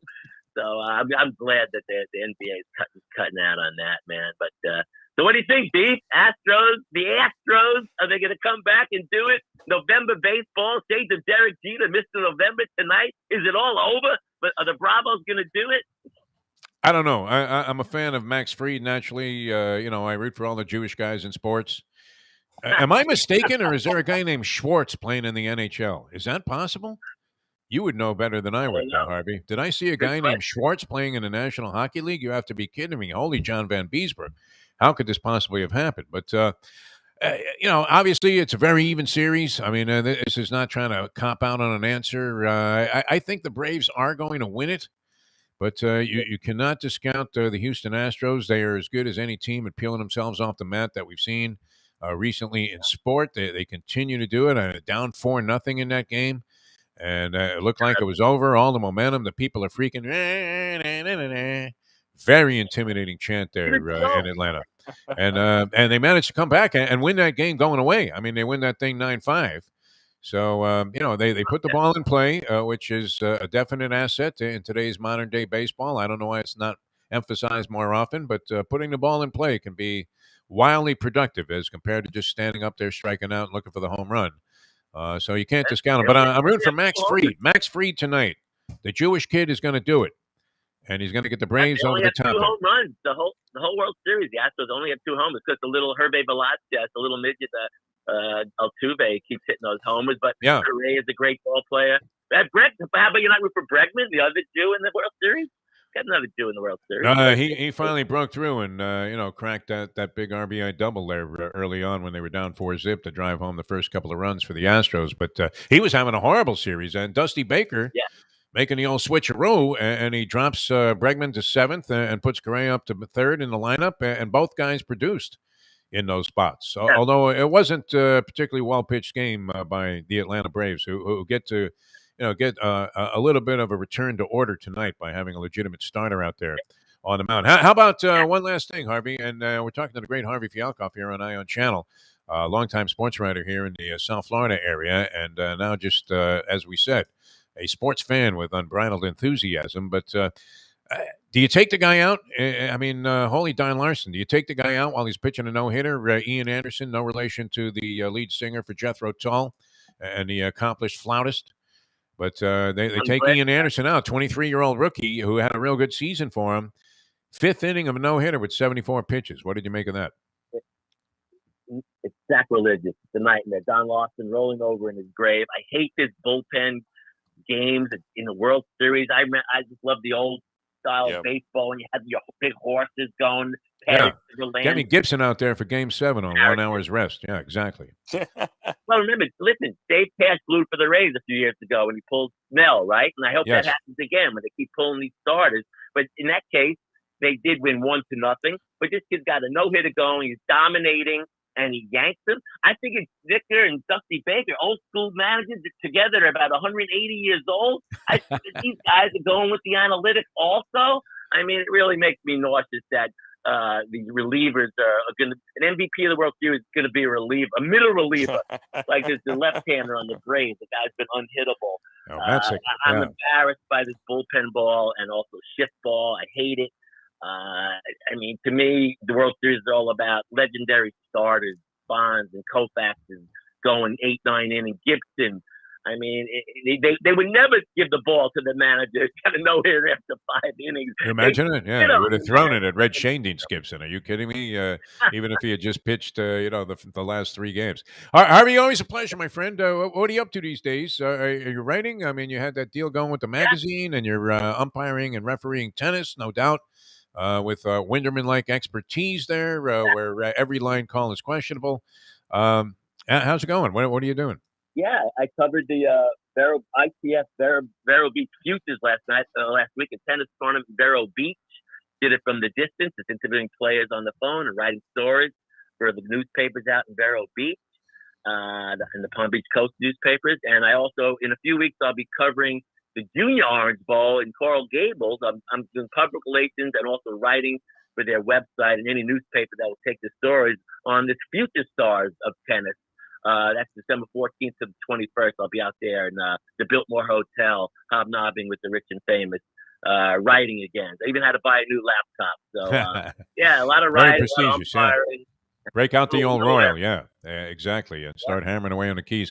All right, Harvey, we love you. Thanks so much for joining us here on Ion Channel. Hope you enjoyed it. We're going to have to get a picture of you popping up here soon and get the technology behind you, although you're often on the road and out and about when doing this segment. But thanks so much for being with us, and we'll talk to you again next week, my friend. My pleasure, guys. Have a great week. Harvey Fialkoff, ladies and gentlemen. He loves his sports, but you can't get away from the Yankees. He's one of those Yankee fans and feels like there's a sense of entitlement there. Literally, last week, he recommended that they get Babe Ruth resurrected from the grave, Lou Gehrig, and, maybe even bring back Clete Boyer. I mean, every guy in Major League Baseball was fair game. They were going to get Correa. They were going to get this guy. And today he was willing to settle for Starling Marte, who played briefly with the Marlins here and then lit it up with the Oakland A's in their pennant drive towards the end of the season. All right, Jimmy Johnson's Big Chill. We're looking forward to being back there. John Kajemi was on with us yesterday. His brother Dominic, the chef there, extraordinary job they do. And, wow, they put out some great food, and you could not beat the atmosphere. It is unparalleled, unrivaled. The Jimmer is out there many times himself, Jimmy Johnson. We had a great hour conversation with Jimmy at Jimmy Johnson's Big Chill, but we had an even better weekend there. That was just a highlight of a great weekend that we spent there. They do have accommodations. You can inquire about that, but it's a little bit different, Ricardo. It's not like you're getting a room there, in Isla Mirada somewhere. And you want 2 queens smoking? Okay, no problem. No, these are like ritzy condos that are, I guess, as large as most people's homes, and absolutely spectacular accommodations. So it's somewhat limited, and you'll have to inquire about that. You can go online, Jimmy Johnson's Big Chill, the location, mile marker 104, the Overseas Highway, right there in Key Largo. I guess, are a frequent visitor to the Keys, no? Or are you more inclined just to go straight to Mexico City, Ricardo? You get down to the Keys very often? No, I don't go to the Keys often. Actually, I haven't been there in probably 15, 20 years. Like I said, you would despise the Keys and would never go there. But if you did, you would want to go to Jimmy Johnson's Big Chill for the great food and drink and all kinds of different stuff. Whether you're looking for casual or fine dining, they have it all in one spot there, right on the bay. Beautiful views and the sunsets, and they got great music going on the whole time. Outstanding service as well. So if you're looking for a place to stop, see, as soon as you get past Florida City, all of a sudden the world changes, the pace changes, and if you want to set the pace, Jimmy Johnson's Big Chill is the place to stop in. Mile marker 104. Don't even bother stopping at the Shell station there and getting yourself a gas station sandwich. Go right to mile marker 104 and Jimmy Johnson's Big Chill. All right, we're coming back with the agent to the stars, Brett Tessler, the agent to the stars, and just an amazing man. He is out there all the time working, and it's the trade deadline in the NFL. We'll see if anything big is going to happen. In his opinion, he's going to join us next year on Ion Channel. Happy to be with you. Ricardo in for Mike Lubie Lubitz. I'm Jeff Deforrest, returning in a moment. Now that. The time. It's 8:40. Since day one of Old School, we've had Catholic Health Services be part of our family. They are recognized as the quintessential rehab facility in the Southeast for strokes, but it goes well beyond strokes because Catholic Health Services is in the community of South Florida to help the community stay healthy. And if they're not healthy, get them healthy and get them back on their feet quicker than they could have ever expected. They do it every single day. It's step and repeat 24/7. Catholic Health Services. Destination Sport Miami is here to revolutionize the sports landscape in South Florida. The largest indoor multifaceted sports complex in North America is on the way, with distinguished leaders of its various sports programs and unparalleled access to the finest indoor training fields and facilities.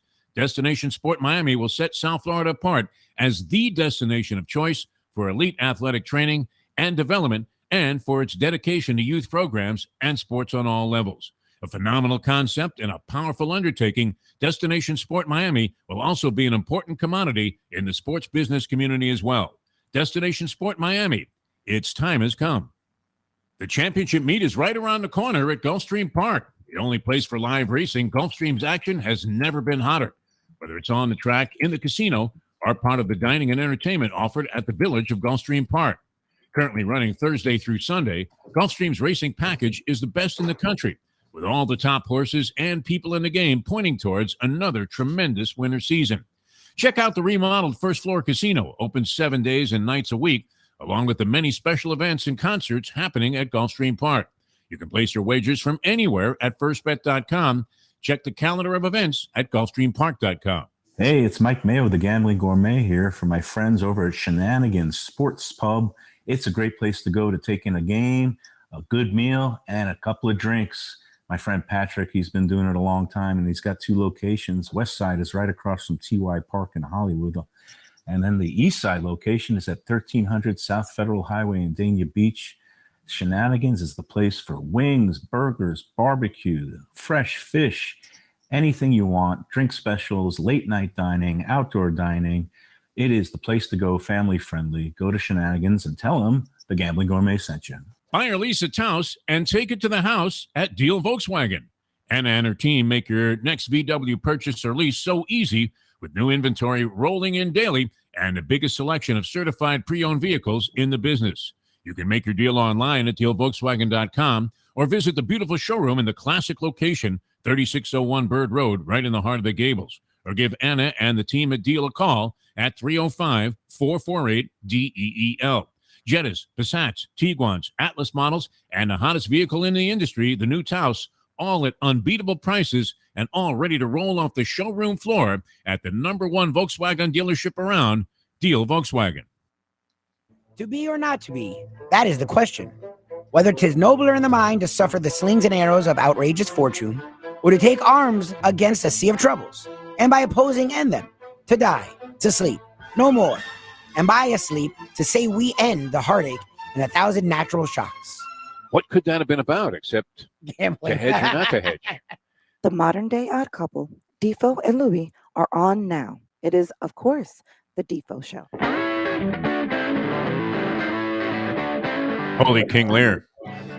Lubie doing Shakespeare. That was a concept that we thought about working on the show. He didn't sound too bad on that. It sounded better on that than he did on those Lubie's Law editorials that he does. Well, they could do this, they could do that, they could do this, they could do that, but if they do that, they can't do this. Okay, thank you, Lubie. That's Lubie's Law.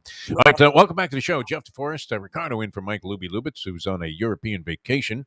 And very happy to have you with us here on Ion Channel. Always a pleasure to welcome this gentleman. I'm thinking, I don't know what kind of busy day it's going to be if you're in the agent business in the National Football League on trade deadline day.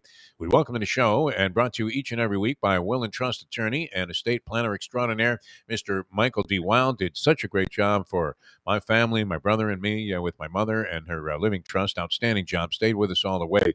Even years later when she passed and there were all kinds of technical issues, nobody better than Michael D. Wild at ironing out all these details and making a smooth transition for you at what sometimes is a very difficult time. But hopefully it's an interesting time for this gentleman. Brett Tesser, the agent of the stars, joins us here on the show. Brett, how are you, my friend? Doing great, Steve. Glad to be with you. Well, I'm glad to have you on board here. You did see, I don't know if you would call this a blockbuster, but it's kind of interesting. You see kind of how the philosophies of the organizations are being represented with the Rams acquiring Von Miller before the trade deadline and still out there. And it looks like this scuttlebutt has been squashed for the time being. The idea that Deshaun Watson was going to be moved by Houston. But as we approach the trade deadline, what did you make, of this deal that the Rams made? Looks like they went Johnny Chan, shoveled all in, see if they can win a championship this year. And what is your feeling about what might transpire as we get towards the deadline later on this afternoon? I think the Von Miller trade, excuse me, is a blockbuster because even though, he's always sort of had to fight through injuries, as a lot of real explosive athletes like himself tend to have from time to time, the Broncos haven't been a very good team now for some time. And so he's kind of been out there trying to do it alone. He's a guy that teams have certainly had to double team and have been able to double team because there hasn't really been many other players on that Denver defensive line that can kill you. Now, you partner him up with Aaron Donald and some of the other players on the Rams, which by all accounts are a Super Bowl contender. And you're going to be amazed at the difference that this guy is going to be able to make. So I think it's a great pickup for them. Those are the kind of decisions that make a lot of sense this time of the year. And Deshaun Watson, no shot. I mean, the legal issues that are hovering over his head. Supposedly there was interest from both Carolina and the most associated team to this deal was always the Miami Dolphins, supposedly having consummated a deal for Deshaun Watson before somebody stepped in Mills Lane type fashion, stepped in and stopped it. So the good thing for the Dolphins and the reason why they can potentially wait till next year is, number one, I think we could all agree that if they get Deshaun Watson today, they're not winning the Super Bowl in 4 months, 3 months, whatever it is. So it's one of those things where in light of everything else that comes with him, it's probably the smarter idea to take a wait and see. And again, it gives you a chance to further evaluate Tua, who, has played a couple decent games. Because look, I mean, that guy is what he is, and he does do some things pretty well. He delivers a pretty quick, accurate, intermediate ball. And there have been quarterbacks that have been able to win by doing that as long as the team has great protection, great weapons, a great running game, a great defense, great special teams. He's the kind of guy that can just get the job done. But in terms of, does he have the skill set? Does he have the arm talent? Does he have the ceiling to become that franchise or, even all-time great like an Aaron Rodgers or Russell Wilson or obviously Brady? I think it's looking pretty doubtful at this point. I don't know if his unwillingness to throw the ball downfield is just because he just isn't really suited to do it, or if it's just because the offensive line's been so poor. But there's been enough plays where he's been able to roll out and buy some time. And if he wanted to throw the ball deep downfield, the opportunities are there. And you're seeing a lot more plays. Like I'm watching my clients on other teams. Teams are really throwing the ball downfield and getting a lot of defensive pass interference calls that are going, in their favor. And so there's good things that can happen. There's the old saying, when you throw the ball, three things can happen and two of them are bad, meaning, obviously the guy can either make a reception, or the bad things that can happen is a pass can be incompleted or intercepted. Well, there's really a fourth thing that can happen. You can get that big defensive pass interference and end up picking 40, 50 yards up just like that. So Dolphins aren't putting themselves in the position to do that. But nonetheless, I mean, he's playing better. You have the chance to watch him a little bit further. And, the best news is you don't need to worry about another team moving in and getting him from you, Deshaun Watson, because he's got the no trade clause. It doesn't matter who's interested in him. All that matters is who he's interested in. And for whatever reason, it seems like the Dolphins are the team that he most wants to come to. So it doesn't really matter how bad Carolina wants him or what they're willing to give up. And so because of that, if he didn't want to go to Carolina or another destination this year, there's a good chance that that's not going to change in the offseason, and that ultimately Houston, barring him being in serious long-term legal trouble, Houston's going to have to move him, and it looks like Miami's the only place, at least for now, that it's going to be able to happen. Brett Tuster, the agent of the stars, with us here on Ion Channel, the Defo Show. Ricardo in for Mike Lubitz, and Brett's appearance every week. Brought to you by a will and trust attorney and the law firm of the great Michael D. Weil. A couple of other big developments on the injury front, not the least of which Tennessee rolling. Starting to look like they are real serious contenders. We know that any team with Derrick Henry on it, the guy was close to 1,000 yards already, 7 games into the season, and Ryan Tannehill was looking great in kind of a supporting role, being able to do a lot of things because of all of the maneuverability he had with Henry running the ball and being such a big threat. He's out. They signed Adrian Peterson. Peterson, I was surprised. You thought he was a shot fighter, but actually his stats last year weren't really that bad. He ran the ball fairly effectively in like limited action about a half a season. But where does this leave Tennessee? And will we find out? I know you were always a believer, Brett Tuster. You were Tug McGraw time, I got to believe. Or you got to believe about Ryan Tannehill when he was being crucified as a quarterback for the Dolphins. But will we find out if Ryan Tannehill is the real deal in light of the Derrick Henry injury? And how big of a blow is that in the long run to Tennessee? So the Derrick Henry injury is obviously very unfortunate. He's a very rare bird. I mean, just that blend of size and power and speed and all those things. I mean, there's no doubt that he really is the piece that makes that offense click to the degree that it does. Now, in Ryan Tannehill, you've got one of the premier quarterbacks in the league. And in adding a guy like Adrian Peterson, this guy is very unusual in the way that, they say that all running backs sort of hit the wall at 30. Obviously, that wall is long in his rearview mirror. This is a guy who physically is just an absolute freak. And there's certain guys like him and Frank Gore who, age doesn't really seem to apply to. And so while certainly Adrian Peterson doesn't look like Adrian Peterson from 10 years ago, when he was, one of the all-time greatest running backs in the history of the game, 50% of Adrian Peterson is probably still better than 100% of just your average guy off the street. So I think it makes sense to have a guy like him in there. And one thing I will say about Derrick Henry, I don't want to say he's overrated, but I will say that he benefits tremendously from a great, great offensive line there. And again, that offense as a whole is very well balanced, which allows him to do what he does, because it's not a situation like back when Adrian Peterson was with the Vikings where there was no quarterback, no receivers. Basically, it was hand the ball to Adrian Peterson 40 times a game. That's not really how Derrick Henry's had success. They have a well-balanced offense. They have a top-notch offensive line. And so I think that team can still win without him. Is Adrian Peterson or anybody else going to be putting up the exact numbers Derrick Henry did? No, but it'll be incumbent upon the coaches to figure out how to balance things out to account for that. Saints give Taysom Hill a bunch of money. Jameis Winston ends up being a starter. Kind of became a guy that people were really rallying behind because it looked like he had made a complete transformation, a metamorphosis, so to speak, as a person and as a guy taking real serious responsibility for his career and his team. His teammates all came over. You could see that they had an attachment to Jameis. He goes down. He's out for the season. And, loses a big opportunity there with the Saints. They bring in Trevor Siemian, third-string quarterback, because Hill wasn't available, and he sparks them to a win. And I guess this situation also is interesting now for the New York Jets, Brett Tesser, at the quarterback spot. Because what do you do after Mike White throws for 400 yards when you were looking at a struggling Zach Wilson, the latest messiah who's supposed to come in and be a savior?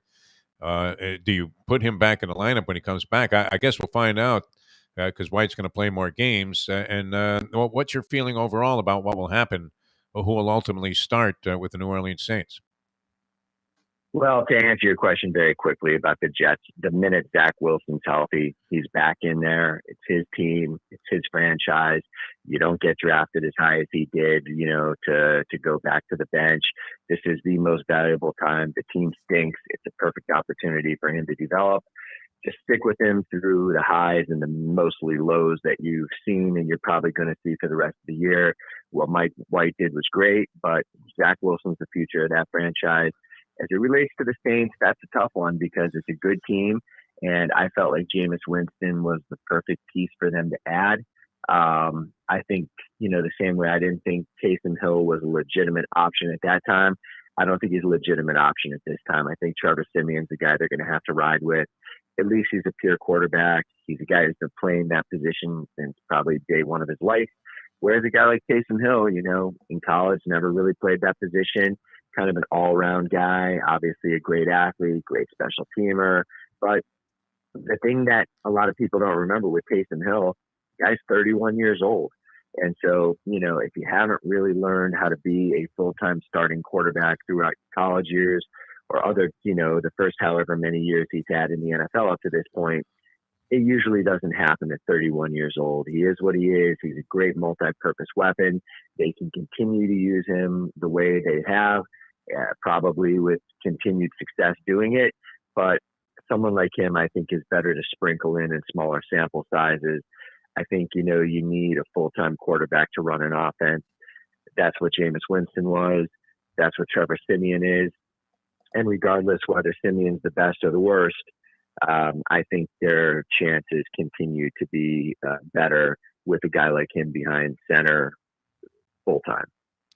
Holy Al DeRogatis. Brilliant stuff there. Brett Tesser, the agent to the stars. A quick word about Michael D. Wild, estate planning. I couldn't recommend this man any more wholeheartedly. Did a great job for my family and me, and sure made a difficult time easy. It's not something that everybody thinks about, getting your affairs in order, so to speak, but it's never too soon, my friend, with Michael D. Wild. I just can't stress enough to everybody out there listening, Deef, and I know you feel the same way. You have got to reach out to Michael Wild at SouthFloridaWills.com. This guy is too good to be true. He's local. He's very easy to get a hold of. And if you haven't gotten your estate plans in order, whether it's a basic will and trust, whether it's way more complex forms of asset protection, there is just nobody more experienced, better to deal with. He makes this process so simple, so fast, so affordable that to everybody out there who's been putting these things off, like I did for far too long, once you end up getting it done, not only do you feel a tremendous weight off your back, but you'll be asking yourself, man, why didn't I just get that taken care of whenever? Do it for your family. Reach out to Michael Wild, SouthFloridaWills.com. Don't let the bank take your money, man. See Michael Wild and get your affairs in order. Thank you so much, Brett. Great stuff today here on the program. We'll talk to you again next week, my friend. Have a great week, buddy. Brett Tesser, the agent to the stars. He's out at his son's soccer game, and he ends up signing a kicker, an 11-year-old with a bright future in the NFL. This guy's razor sharp. Really a great job. Ricardo, did you have a good time today? Looking forward to I know you're a big baseball fan, which I love to see in a young guy. A lot of people think the game is passé. It's not the national pastime anymore. It's the national passé. But I still enjoy it. I love World Series action, and Game 6 tonight will be very compelling. And it's a Tuesday night, so what the hell? Going to be a heck of a lot of fun. What do you think? Houston come back, force a Game 7, or Atlanta win it and finally get their championship after waiting, about 26 years, something like that? Yeah, I'm definitely rooting for a Game 7. I mean, there's nothing better in sports than a Game 7, and then at that point, I don't care who wins. I just want a good Game 7 if we were to get to that point. I don't know if you remember that World Series between the Rangers and the Cardinals. I think it was like 2010 or 2009. And I mean, they were in the extra innings in Game 7. You know, that was exciting. I didn't care who won. I just want a good World Series. But tonight I'm definitely rooting for Houston to win. And I mean, they got a tough, Max Fried's tough though. He's a tough guy. I don't mind seeing another game. I don't really have any big rooting interest. I'm upset with myself, of course, for not betting the Braves at 10-1 before the season started when I had an inclination to do so. I could do it now in Florida, though. Wow, we'll see where this goes. Could be a very interesting day. Yeah. See what the volume of action is. How sick are you degenerates in South Florida? And then all you have to do, I think, is have like a toe. It's almost like the wet foot, dry foot thing with people that are trying to come here from Cuba. Where if you have one toe in the state, you can bet, and then you can just go right back to Iowa or wherever you came from, and have a wager in if you're in Florida. They do that in New York because Jersey has legalized sports wagering. New York, another state, still doesn't have it, Ricardo. So guys drive over the bridge, like they take their bicycle to run over the bridge there, and as soon as they set foot in any city or town in New Jersey, they send in, they plunge on all of the games, and they go right back over the bridge and go back to work in New York there, all under the cover of darkness in the morning. All right, we've been coming to you under the cover of darkness. We will be for sure next week. With the although it gets light out, I guess, earlier. So no, later, right? What's the deal on that? Earlier. That's the thing. Yeah, it gets light. No one can figure it out, earlier. right? Yeah, because your afternoons are absolutely destroyed. I was going to go to the beach there, but it's 3:00. It's already dark outside. Oh, my gosh. Yeah, no, it's ugliness. But we'll come to you again tomorrow at 7 in the a.m. A lot of fun. Ricardo, great job today.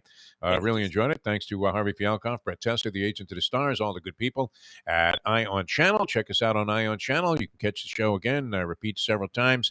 And, of course, on our audio streaming under the auspices of the great Doug, that is working well all the time as well. So we'll see you tomorrow at 7. Thanks for being with us as we leave you know that. The time. It's 9:00. It's the Gambling Gourmet for Cafe Seville in Fort Lauderdale. It's one of my favorite places.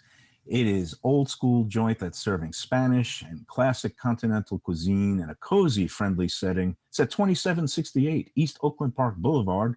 They're open every day except Sunday for dinner, starting at 5 p.m. You go in there, you see Joey and his better half, Sally. They are giving the greatest in service.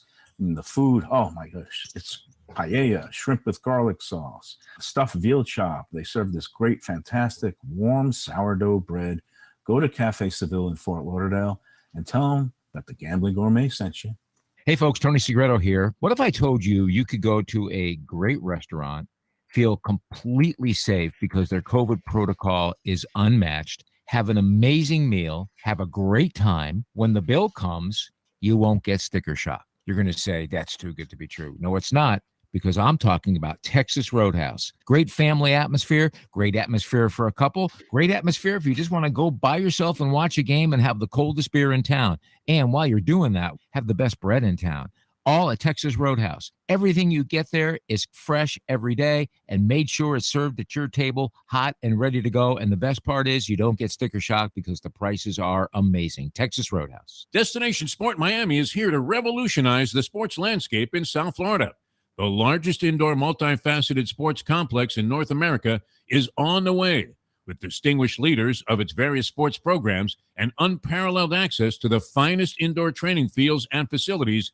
Destination Sport Miami will set South Florida apart as the destination of choice for elite athletic training and development, and for its dedication to youth programs and sports on all levels.